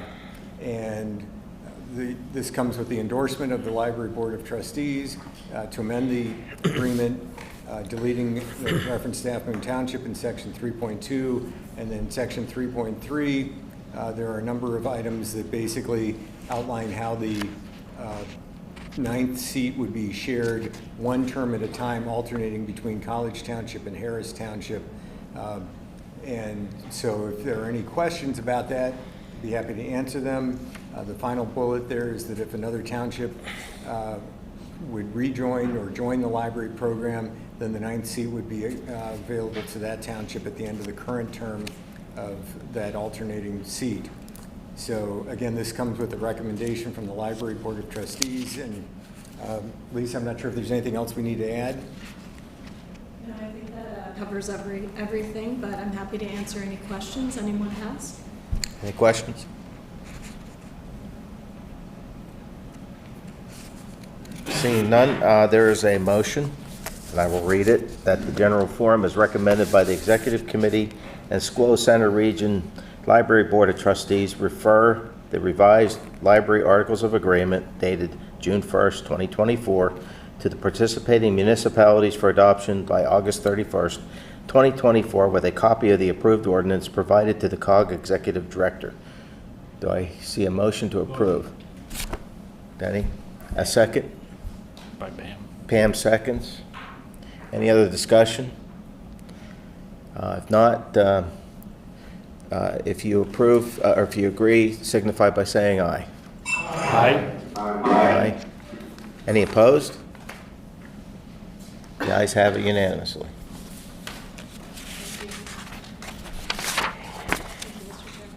You're welcome. Next on the agenda is the COG cost of living adjustment or COLA policy. Go ahead, Mayor. Sure. I would just introduce this as a after-action item that came out of our 2024 budget cycle. The COG, cost of living adjustment policy, historically has been a little bit of a abnormal compared to most calculations of that via the Bureau of Labor Standards. We requested that be looked at by the HR committee, and I did not personally attend those meetings, so I would not want to opine in there, but I believe that the intent is to get on a similar sheet with the member municipalities, and but at the same time not penalize COG staff from a historical policy. And the compensation study that was recently completed provided an opportunity to take a look at that. So with that, I would either turn it to the executive director or the HR director or the HR committee. So we have a couple of staff. I don't see the chair of the HR committee here with us tonight, but yes, the HR committee did discuss this during 2 meetings, and following the second discussion, approved recommending the change to the COG HR policy manual that's in your packet. Section 3.3 outlines a number of provisions, most of which that are continuing, but towards the bottom of the page has information about the market adjustment, or COLA, and changing the calculation methodology, as Rich noted, was going from an average of an average over the course of 12 months to a point of time that compares June 30 of this year with the previous calendar year. So it'd be from July to June 30 each year. We would use that figure, and that would be very similar to the way the various municipalities do, with minor differences, of course, based on the time at which they have to prepare their budget. We need to be preparing our budget sooner in the summer than municipality that might need their information calculated in, say, September or August or so on. So that's the essential change. There are a couple of other minor edits to the section that's in the packet. If you have any questions on that document, Becca can go through all of the recommendations, but there are a few minor changes in section 1 there related to the grades that are the new grade numbering system from the classification and compensation study that was completed last year. But with that, you have a recommendation from the HR and Finance Committee committee members to change that methodology. So I have a question. Yes, sir. Just so I completely understand this. What is the comparison between, so before you were averaging 12 months CPI-U. Correct. Now you're doing point-in-time CPI-U from point of like July 1st of the previous year to June 30th of this year. So you're just looking at it from point to point. Correct. Now what do you do, which one, I mean, it's different in July 1st than it is June 30th of the following year. So are you averaging those two, or which one are you taking? I mean, I'm not quite sure I'm following this completely. We would go to the BLS website and find, put in the 2 points of time, and it would calculate, give you the change from July 1st to the end of June. And then what do you do with that change? It's a percentage. It references the percentage of change from one year to the next, and then that percentage is then used into the various calculations that COG uses for the HR policy, the guideline, etc. And then what's the base? I'm sorry? Well, you have a change, but what's the base that's applied? Yeah, the increase from one year to the next. The difference between those is then divided by the previous year to show a percent of increase. Thank you. Any other questions? I have a comment, and within the packet, and we discussed this in executive committee, that I think we did, that's somewhere. There is a part of that policy that includes a bonus if an employee reaches their maximum. Okay, and I had a concern about that because the classification compensation plan that was done last year was done in order to bring salary ranges up, to grade people based on you know, I guess to improve the grading process, improve the salary ranges, to basically update the positions. And when the CPI is used to float the salary range, while at the same time, the only thing that affects a person's position within the salary range is the merit increase. That, and correct me if I'm wrong, okay? That if I apply that, the merit increases are typically lower than the CPIU. In other words, the cost of living adjustments. And what that tells me is that the salary range annually is adjusted at a faster rate than the merit increase would increase a person's position within their salary range. And what that tells me, if I understand it correctly, is that it seems nearly impossible for a person's salary to reach the maximum of the range, because the range is constantly being adjusted at a rate faster than the merit increase affects the person's position within the salary range. I mean, I'm an analyst. That's what I'm looking at, and I don't see how a person could ever get to their maximum unless they're hired very close to their maximum and they have no room to, and maybe that's the exception. Maybe that's why that clause is in there. And I think I asked the same question last time. Yeah. Correct, you did. Yeah. So with the old ranges, before the study was completed, there were a handful of employees that were at the top of the range, and this did impact them. Right. Now, the market study that was done was not to necessarily move the ranges, though that has taken place for some. It was to make sure that all employees were paid at a comparable market rate. Mm-hmm. And so some may be within their range, and it could be that they're near the bottom of the range, or it could be that they're near the top of the range. As long as they're within the appropriate range, then they had no adjustment. Right. We have not gone through and reviewed to see if anybody would have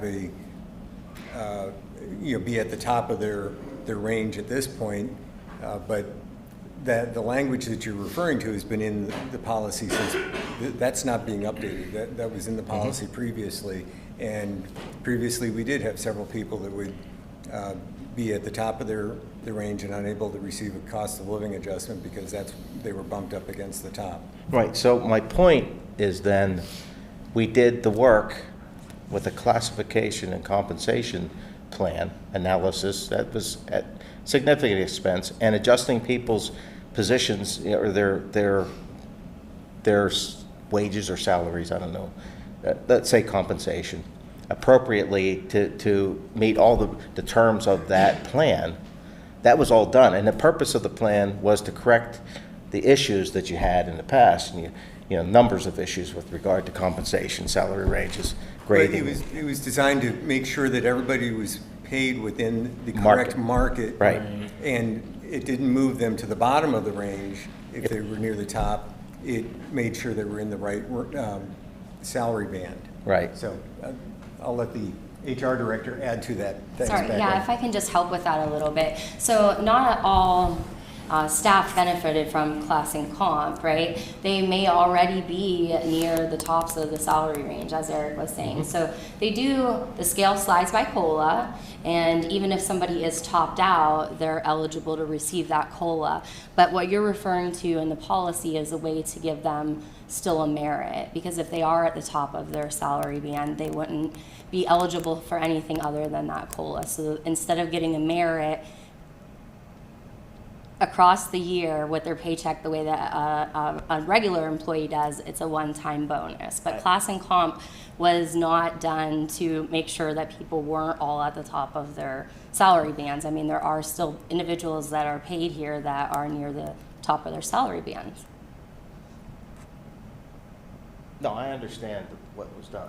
I mean, I was deeply involved with it, but my point is that with the new program that we have, this new classification compensation plan, and new salary ranges and grades assigned and appropriate to market, it just seems to me that you can't really ever get to, and you don't, and that's, Yeah. if the salary ranges are floating with the CPI, what that's saying to me is you're adjusting that CPI in order to prevent that from happening. And when the merit's the only thing applying to your position on the salary range, and the CPI is twice the amount of the merit, there's no way you're ever going to reach, if your maximum or your average merit's 1.5, I think you probably would not get any one employee above 2 or far above 2 because it's an average. In other words, it's a pool of money that you apply to everybody.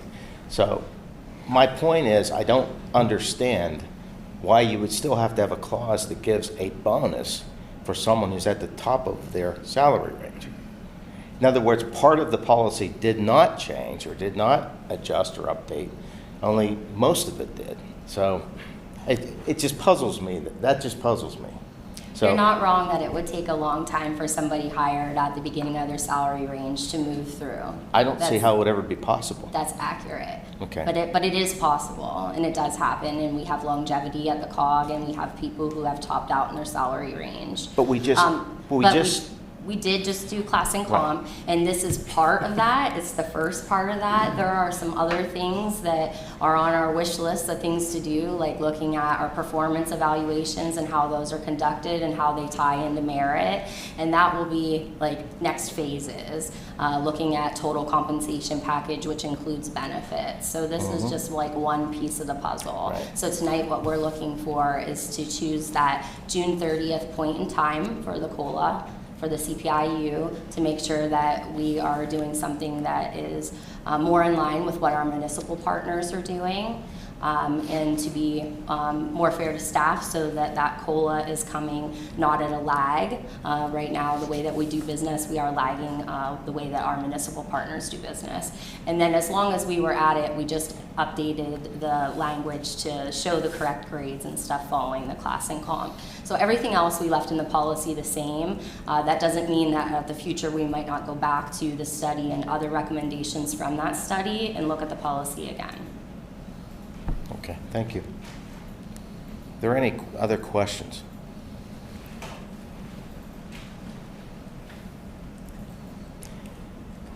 Okay, seeing that, I wanted to read this motion, but I want to point out there are two actions this motion accomplishes.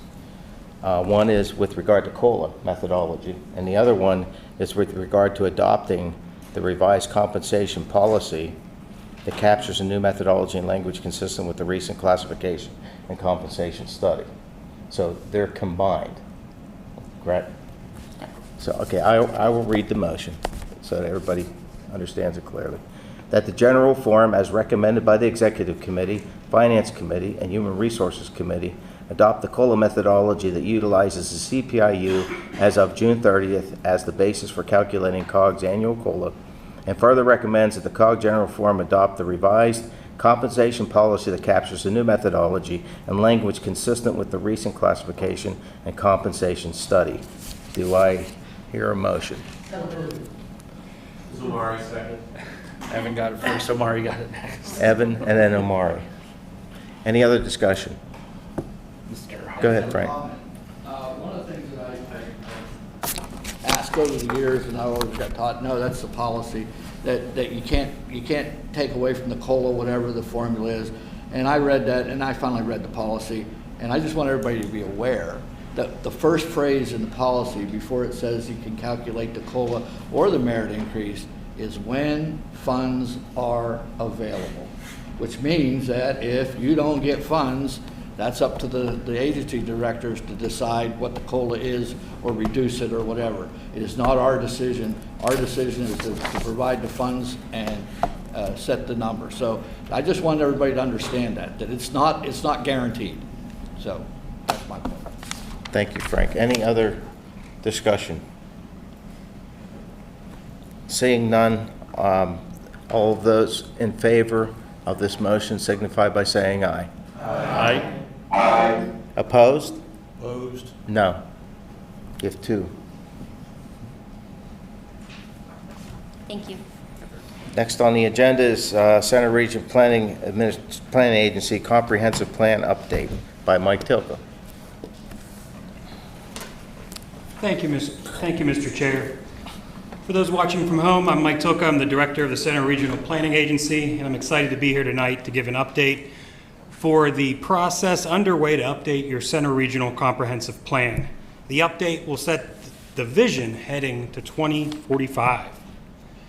For those unfamiliar with the topic at hand, the Pennsylvania Municipalities Code, known as the MPC, tasks planning commissions with the preparation of a comprehensive plan that, in summary, is the plan for the long-term growth, development, and well-being of the subject jurisdiction or jurisdictions. The plan is intended to assist municipal leaders in decision-making, to be a guiding document for the community on a variety of topics, to set a shared community vision. It is to be an articulation of public interest. Planning commissions move comprehensive plans forward to governing bodies for their consideration. Why should we participate in a multi-municipal plan? Well, no municipality exists in a vacuum. Many of you are likely in multiple municipalities today, and if not today, well, then you were over the past week or weekend. A multi-municipal plan, such as our current one, has many benefits as our big issues cross municipal boundaries. Economic development prospects are strengthened in the region by not having a haphazard approach to use locations. Natural resources also do not respect political boundaries. Outlining areas of protection, connection, and growth are all key to avoiding a fragmented region.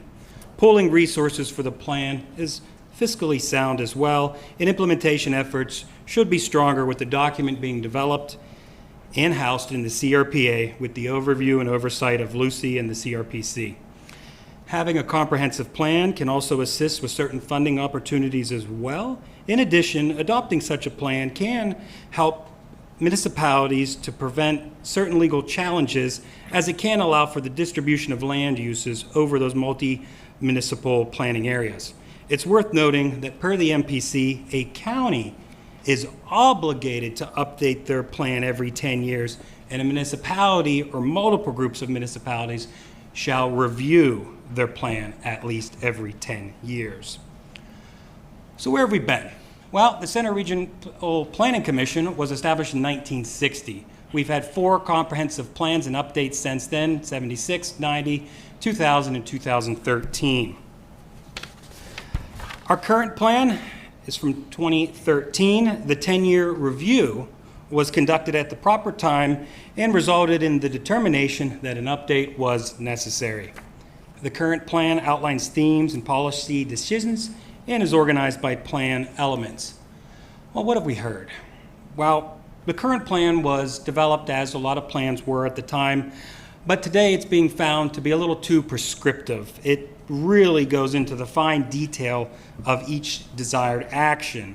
It doesn't allow for much deviation as things change over time. It's also a pretty siloed document. It views certain areas as, well, there's one way, one area where we need to address this. It's not really looking at the different systems, as our problems don't exist simply in one silo. We should be looking at an approach that looks at it from many different angles. We've also heard that the final document's not utilized enough. We've heard that the Comprehensive Plan Implementation Program, known as CHIP, needs to be front and center as a work plan is developed for the regional planning program, and that those work plan items in that CHIP call out and are exactly in line with an item in the adopted plan. Even in my interview for this position, it was made clear that the coming document cannot be anything close to 6 plans and 6 different groups of ideas glued together. It needs to be a unified document. Well, a new plan's on the horizon. Lucy and CRPC are the guiding entities for this process. They're serving as your steering committee for the comprehensive plan update, so they've been front and center as we've progressed. Before I got here, former staff in those 2 groups came up with a structure that they'd like to use. That structure will be modeled off of the award-winning plan from Greensboro, North Carolina. You can search that by using GSO 2040, and you'll get a nice page flip book, and you'll kind of get the idea for the structure that we're looking to have there. This structure will outline values, essentially what our community holds important, sets a vision, essentially where do we aspire to be in 2045 and what are those common touch points.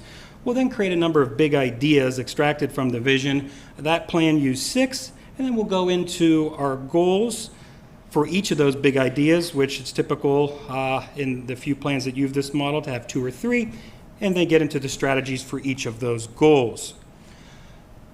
We find that we can address all of the requirements that Pennsylvania has for comprehensive plan and using that structure. Those requirements are before you on the screen, and it's a number of different plan elements, your land use plan, meeting the needs for housing in the community, transportation plans, various community facilities, implementation strategies, open space, and again, it's consistent with our neighbors. There are a number of optional items as well, looking at energy conservation, growth areas, and again, looking at that accommodation for all uses within our joint planning area. The future land use map will be of the utmost importance as we move forward with that. So next, how are we going to do this? When do we want to have this done by? Well, I think everyone in this room wants to have a say on it, and we should get it done before the next set of municipal elections. That would benefit us all greatly. So we're looking at getting that done by the third quarter of 2025. So the approach before you on the screen is 5-phase approach. There are a number of overlaps with that. But our first phase, we'll look at the formation of it, including the components, what we want to have in it, how we're going to form that values and vision. And we anticipate that going to the end of the calendar year, overlapping with phase 2, which is developing those big ideas. And then looking at next year, the first and second phases, looking at the options. What are those big ideas? How are we going to get there? And then phase 4, refining that draft document, getting more feedback from the community and seeking consensus on those big ideas. And then again, that 5th and final phase being the review and adoption before the next set of municipal elections. Outreach and engagement, they're both going to be very widespread. We'll be creating a project webpage that'll be a resource for frequently asked questions that will also be a resource to all of you. For those of you that haven't been through this process before, we'll have updates on where we're at in the process, a list of upcoming public events, various ways to participate, and so forth. The public will be front and center. They're going to be at the forefront. The initial public involvement will come in the form of a tiered survey. A redraft of that survey is going before Lucy and CRPC in next week, actually, and we've been running that through since their last review. Different groups being other municipal planners, representatives from Penn State, met with CBICC this morning to get their feedback on economic development related questions. And again, it'll be a tiered approach. So our initial questions will get feedback, hopefully from everybody on a variety of items, but then it'll have drop downs for each of those subject areas if you want to go more in depth into areas such as housing or transportation. It's also going to have a locational based component, and we'll ask a number of questions that again, are locational based. What areas are most important for you to protect, to preserve? Where do you think possible growth could occur? And that'll occur on an input map that we can turn into a heat map. If any of you took the active transportation plan survey, it'll be similar to that. We'll also be going and having a variety of meetings, focus groups, open houses. Think of all the different charrettes, and then we obviously can't get to every group, but we'll be looking to put forth videos on how to have a conversation on this with your group and to send us feedback. We've seen the Meeting in a Box binder events work out as well. Just last weekend, I was on a bike trail in Collier Township, and I stop at the trailhead, and there's flyers right on their trailheads about how to participate in their plan. And you bet I take a look at that. So moving on, who's going to be involved? I mentioned the public, and I just wanted to reiterate that they're going to be front and center. Community groups. We'll be meeting with the Highlands group, which will be our first neighborhood group of non-elected or appointed officials this coming week. They reached out to us even before we could set forth a plan. We have a running list of groups and events to interact with over the coming months and year as we progress, and that document will be sent to your planning commissions and Lucy and CRPC for their thoughts and feedback. Obviously, business owners, partners, organizations such as the school district, Penn State's will be involved. And that is where we're at today. Where are we going next week? We're going to start our campaign out there, maybe a tour. I'm still getting at the right word to use. But we'll be out there visiting all the planning commissions. Ferguson has requested to have a joint meeting, and then again we'll be with Lucy and CRPC, who again are serving as our steering committee as we move forward. We plan on meeting with your municipal planning commissions a number of times as we progress through those phases, and any time we'd go to your planning commission, we'll be at the general forum as well, so that you're having an opportunity to provide feedback and guidance as necessary. With that, I will stop and field any questions, comments, concerns, thoughts that you have at this time. Anybody have any questions? Kevin?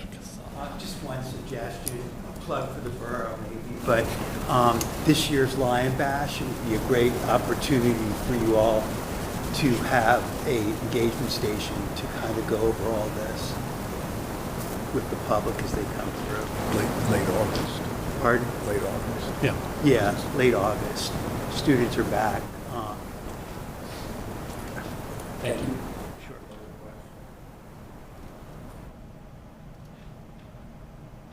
Thank you, Mike. All right, I appreciate it, Mr. Chair. Thank you. Next up is a university report. Jolene?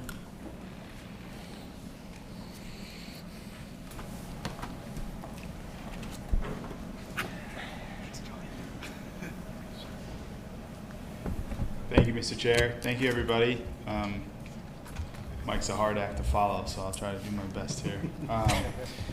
So just want to update you guys on a couple things coming out of the university this past month. The biggest thing that we announced doesn't necessarily affect us here locally, but it's good awareness, and that was, and maybe it does affect, I shouldn't say that, that's a pretty blanket statement, but on May 8th, the university announced their Voluntary Separation Incentive Program, also known as WISP on campus. But this is a program extended to folks at our Commonwealth campuses. It is a program where they can voluntarily opt in to separate from the university. That does provide them with a lump sum equal to 12-month salary, as well as 6 months of medical benefits as well. The deadline for Commonwealth employees to opt into this would be at the end of this month, so Friday. So I do not have any numbers or stats or what this looks like quite yet, but I'm sure we will have those soon, and we'll be able to report out. It's important to note that this doesn't extend to University Park employees. It does not extend to the employees of the law schools, nor the medical school as well at Penn State. So it's simply the Commonwealth campuses that it extends to. I'll pause there if there's any questions on that or anything. No? Anybody have any questions? No, okay, great. So moving forward, I want to just touch on enrollment goals for fall of '24.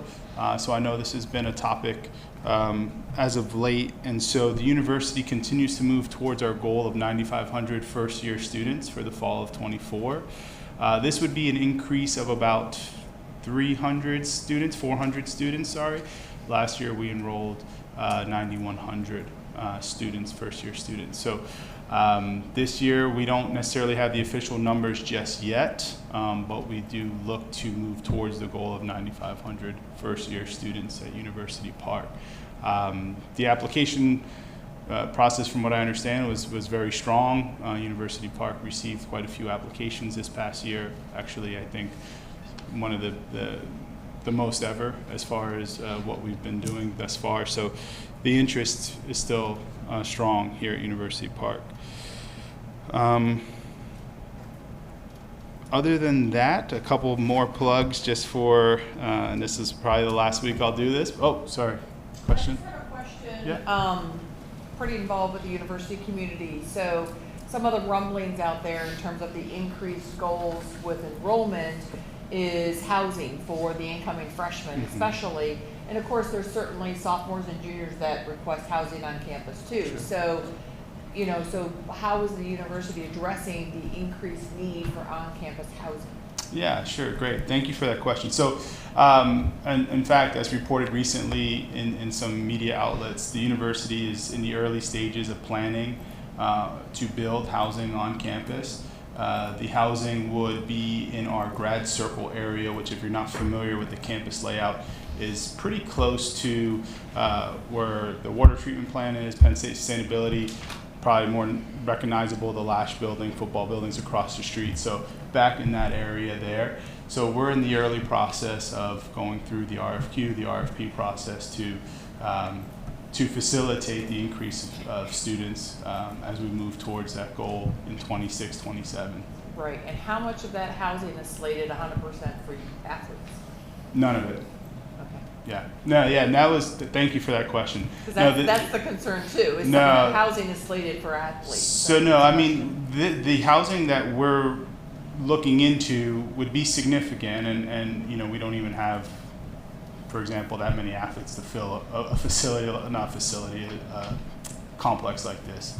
But no, none of it. It would be all non-first year students would be eligible for the housing. So first, second year, that third housing year. would be for non-first year students. Correct, non-first year students, yeah. We would reserve the housing within the core of campus for the first year students.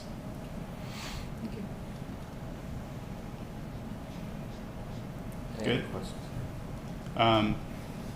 Any other questions on that? No?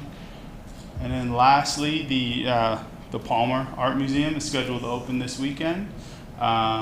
Grand opening, ribbon cutting on June 1st, which is Saturday, but there'll be some sneak peek opportunities for local elected officials and business owners on Thursday, the 30th. So hopefully you received that invitation. If you have not, feel free to reach out to me. I could try to get you on the list if you'd like to attend. That's on the 30th at 10 a.m.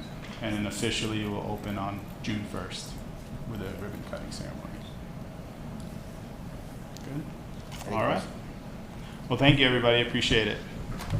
Thank you. Next up is Stakeholder School District Report. Nobody here? Nope. Okay. And the Executive Director's Report. Thank you, Mr. Chair. We have the May activity report in your packet with a lot of helpful and informative information there that I'd be happy to answer any questions about, or agency directors who are in the room can help as well. If there are no questions on that, I think we've got some exciting presentations coming from Library and Parks and Rec.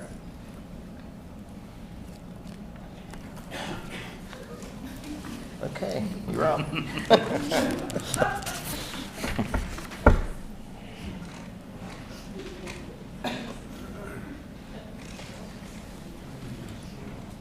Hi, everybody. So my name is Paula Band, and I'm head of Children's Services here at SCLO Library. And this is our moment to shine. It is time for summer reading. So I brought along a friend, as is my second-year tradition. This is one of our lovely prizes for the kids this summer. And believe it or not, this particular creature was obtained by us by the men's Penn State ice hockey team. They have a teddy bear toss every fall, and this guy was hucked over the ice, onto the ice, and given to us as part of that. And we are so thrilled to have him. We also have some other creatures that will be joining us for summer reading as a prize. So this year our theme, as you can see on our screen here, is Adventure Begins at Your Library. So we are really excited this year. We're going to have fun activities and library-wide summer reading challenges. The registration for summer reading actually just opened 2 weeks ago, and as of this afternoon, there are 44 babies and toddlers, 515 kids ages 3 to 12, 72 teens, and 159 adults have registered for summer reading. And I will just say there is a summer reading program for adults, and there are prizes for adults as well. So you should try it out. All right. So we are going to give you, there's a sneak peek of our summer reading calendar up there on the screen. You can see I took the opportunity, since it's all about adventure, and when I think about adventure, I think about adventure books, and adventure books need dragons. So we have dragons on our cover this year, and this Saturday, along with the Palmer, we are having our summer reading kickoff, and it's from 10 to 1, and we're having a magic show with amazing magician Randy Shine. Randy has actually performed all over the world. He is a Penn State graduate, and he has even performed with Penn and Teller. So he is a wonderful, wonderful magician. So if you have a chance, come out on Saturday at 10:30 to see him. All right, we also have face painting and lots of other activities for the kids during 10 to 1. This summer, we will also have lots of other fun things planned after our kickoff.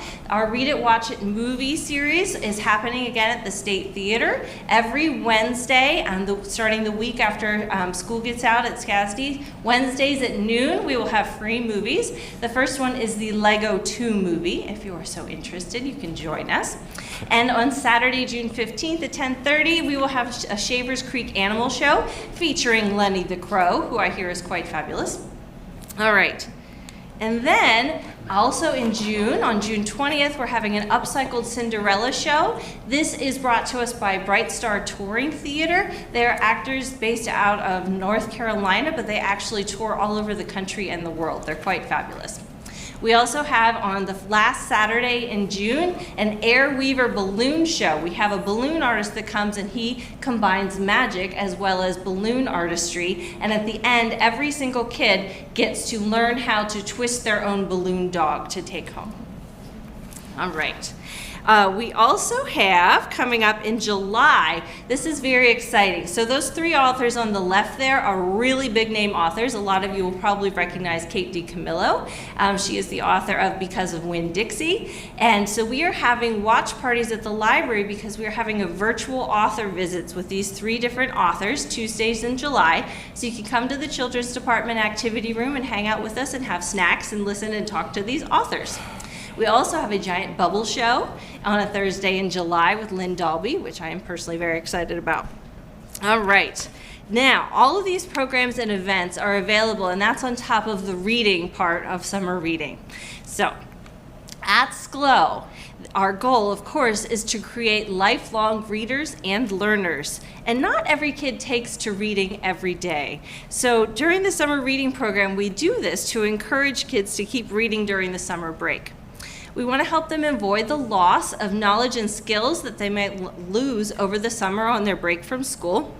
And we also want to help the kids find something that they're passionate about, something that gives them the spark to keep going and trying something new. Some kids fall in love with stories, the adventure stories, the princesses and the dragons, or maybe animals that talk.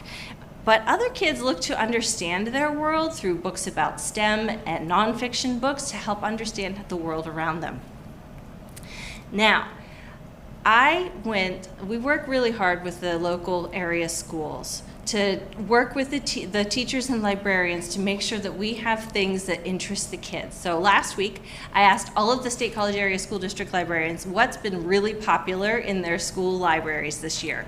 So as you can see, we have Coral Street Elementary and Easterly Parkway Elementary up there. I put a little #1 beside Dogman because every librarian out there will tell you right now, Dogman is the series to have on the shelf. There are currently 12 different Dogman books as part of the series, and SCLO owns, of course, every single one in multiple copies, and during the summer we cannot keep them on the shelves. Last year I thought maybe 12 copies of each book was enough, but sadly I was wrong. So we will be investing a little bit more in Dogman. Cat Kid, also by Dave Pilkey, was very popular at Easterly Parkway. You'll notice a lot of these are actually graphic novels, so they are really expanding in the juvenile fiction section. If you come and check out the graphic novel section in the children's department, we actually had to add a couple of extra shelves because we have purchased some to meet the demand that the kids have for these graphic novels.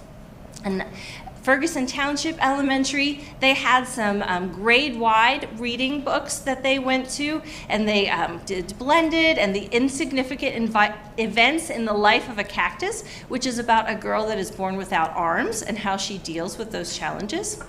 Grayswoods Elementary really loves Wings of Fire and the Warrior series. Wings of Fire is a book all about 5 dragons, and it's told from their point of view. Wings of Fire was originally written as a juvenile fiction series, so that's regular chapter books. It was made into graphic novels recently, and I cannot keep them on the shelves as well. So that's my other big graphic novel series. Also, Diary of a Pug is also very popular there. All right, now, Mount Nittany Elementary loves I Survived. Now, there are I Survived regular fiction. There's also I Survived graphic novels. Dork Diaries, Minecraft. Apparently, the Mount Nittany Library elementary librarian actually said, Minecraft never gets old. So there you go. Also, Diary of a Wimpy Kid. Many of you may have already heard of those. Diary of a Wimpy Kid lives on as well. And a series that I was actually unfamiliar with until last week, Totally Random Questions, which reminds me a lot of the Weird But True series, but we will be getting more of those. They're in my order for tomorrow. And then Park Forest Elementary really loves the Rainbow Fairies. If you've never met the Rainbow Fairies, come and see me. We also have, of course, more Dogman and the Investigators. All right. So that is all of the popular books coming from our elementary schools this far. So I can guarantee you that we have, well, I should say we own all of these books. I cannot guarantee you that they will be on the shelf this summer. I like to take a picture, and Lisa knows that I do this every year, of our graphic novel section, the week before school gets out and then the week after school gets out. And it's an amazing difference. Yes, they all disappear. All right, so let's see here. Oh, I wanted to mention that the Scholastic Kids and Family Reading Report was recently released, and it's a national survey that's been done since 2006. And the latest findings from the reports have the idea that access to high-quality books that kids actually want to read is the key to building foundational reading skills and a generation of readers. I will tell you right now, those kids that love Star Wars, they will read Star Wars even if it is above their reading level because they are passionate about Star Wars, okay? So we try to make sure that we have books on our shelves that interest all of those kids. So we are going to have lots of favorite books on the shelves this summer. And so before I go, I wanted to show you some, my goodness, I missed Radio Park and Spring Creek Elementary. Can't forget them. So Radio Park also loves Dogman. They also love a graphic novel about Allergic, which is a girl who finally gets her dream of getting her own dog and finds out she's allergic. It's terrible. But it's a lovely graphic novel. Also, the Babysitters Club books are really popular. They are coming out in graphic novel form. A lot of us that grew up in the 80s remembers the original version, and now they are in graphic novels. And then Spring Creek loves animal battles. So there are 40 of these different books, and they take 2 different types of animals and pit them against each other. This is a nonfiction series, and it goes over the attributes of each separate animal and then tries to decide who would win. So it's a fantastic series. All right, so we want to have all of these books.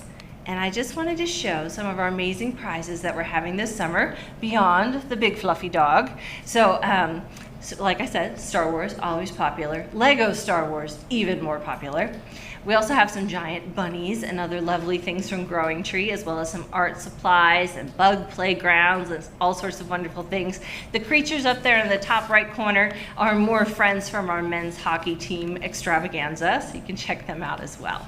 All right, and now I would like to mention, of course, that all of these prizes were actually donated to us by local community organizations, and also we even had patrons and people from the community that purchased prizes off of our Amazon wish list so that we could give them to kids this summer to inspire them to read all summer long. So this program would not be possible without the amazing support of this community. All right, I'm going to switch with Lisa here so she can tell us a little bit more about the adults and teens. Okay. I was getting pretty comfortable there with the dog. That was pretty nice. So our reading programs, as Paula has described, are really the cornerstone of our service to our community. For more than 20 years, though, SCLO has also been offering reading programs for teens, and then even before that, reading programs for adults as well. And I want to just tell you a little bit about that. For teens, the goal is to stem the expected summer slide and to offer experience-driven programs that encourage the development of both critical thinking and also empathy, and also for them to develop community connections. For adults, the program provides a model of good reading habits, but it also benefits our brains and reduces stress, which I think we can all agree. We could all use a little bit more of that. There's also an element of nostalgia to participation. It acts as an important reminder that the library is a civic center and also a place for everyone. It's where we come together during the summer. Of course, winning excellent prizes is a huge plus, and it's also a major draw for our programs. For adults as well, community donations and our partners at local businesses do make those possible, and we're extraordinarily thankful. Thanks to them, we're able to reward summer-long reading, nurture strong relationships with our partners, and drive traffic to those local businesses and nonprofits in our community. Finally, I want to thank today the Hamer Foundation for their generous support of summer reading. As a district's library center, through the support of the Hamer Foundation, we're able to purchase this summer additional ebooks, e-audiobooks, and simultaneous use titles for our shared ebook platform, in addition to the physical copies of high-interest children's and teen titles that are going to be available to every library in our 4-county district, as well as additional book kits, both for adults and teen audiences, which is pretty fantastic. So help us spread the word. Remember, go.sco.org/SRP, Summer Reading Program, SRP 2024. Get signed up. Encourage other people to get signed up, and let's read together as a community. Thank you.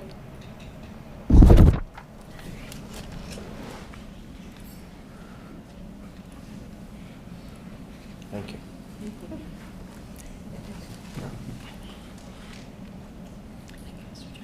Oh, got a question. Yeah, could we get a copy of that PowerPoint and the follow-up Scott? Good evening. I'm not sure how I can follow such a wonderful presentation, but I'll do my best here to give you a wonderful update on Whitehall. Scott, if you can bring up a photo I sent you just a moment ago, just to kind of give you more of a visual of where things stand. Yeah, that's the picture right there. We took a tour last Friday with the Facilities and the Finance Committee and gave members a first-hand look at some of the facilities and where we're at in the process. We have gotten a lot of questions about, why the park isn't open. And so we were able to kind of go through each section of the park and explain some of the challenges that we've encountered, even through this last leg of the race. We have minor alteration plans that were submitted to Ferguson Township and are under review. We've been working really collaboratively with Ferguson Township on that part of the final completion for our reviews. So that's been helpful. But in this photo here is one of the things that we've talked about a number of times, which was encountering rock for the fencing. The fencing installation has been probably the longest process that we've experienced just with the weather and the rock that's been encountered on, this is actually the last premier field on the upper side. And on that picture, you could kind of see there's, this was about 2 weeks ago, where we were at in the process, and then the picture previously shows a little bit more of some of the advancing of the fence work that's been done. So we have about 10 feet of that mesh that's supposed to get installed on the bottom there left. So all of the poles are in, the mesh has been installed, and the last part of this process is to install, there's a black fabric that hangs from pole to pole that will help prevent balls from going into the trails. So that work is expected to be done within the next 2 weeks at the least. So I wanted to give you kind of the latest and greatest of what's happening on the site right now. That first picture that you're seeing was taken this morning out of the park. With the alteration plans in, we're anticipating that work to be completed while we're finishing out some of the final inspection reports that came out. with all the contractors. We have the Conservation District sent us a report. The general contractor actually received it today. We know that there's some items that do need to be addressed. For example, there's a detention basin that does not have enough grass established in that area. They have reworked it several times, but they do need to establish the grass. And there's some other areas throughout the site as well, where we spread a spoil pile, for example, that needs to be reseeded, because that is something that we know that needs to be done before we open this park. So we're in kind of the boring process of just waiting for all of these final finishes to be completed, but we are very anxious to release hopefully a grand opening date with you hopefully next month. We are targeting a late summer, early fall grand opening, and that's kind of where things stand right now. Pending any questions, I'm available. Anybody have any questions? Thank you. Next on the agenda is authority, board, and committee reports. Executive committee. I have nothing further to add other than what's in the agenda pack and what the CRPR director has shared. Thank you, Jeremy. Finance committee, Mr. Frank. What's in the agenda is satisfactory. Thank you. HR committee. Yeah, since Sultan's not in this evening, I have nothing further to add than what's in the packet. Thank you. Public Parks Capital Committee did not meet. Public Safety Committee.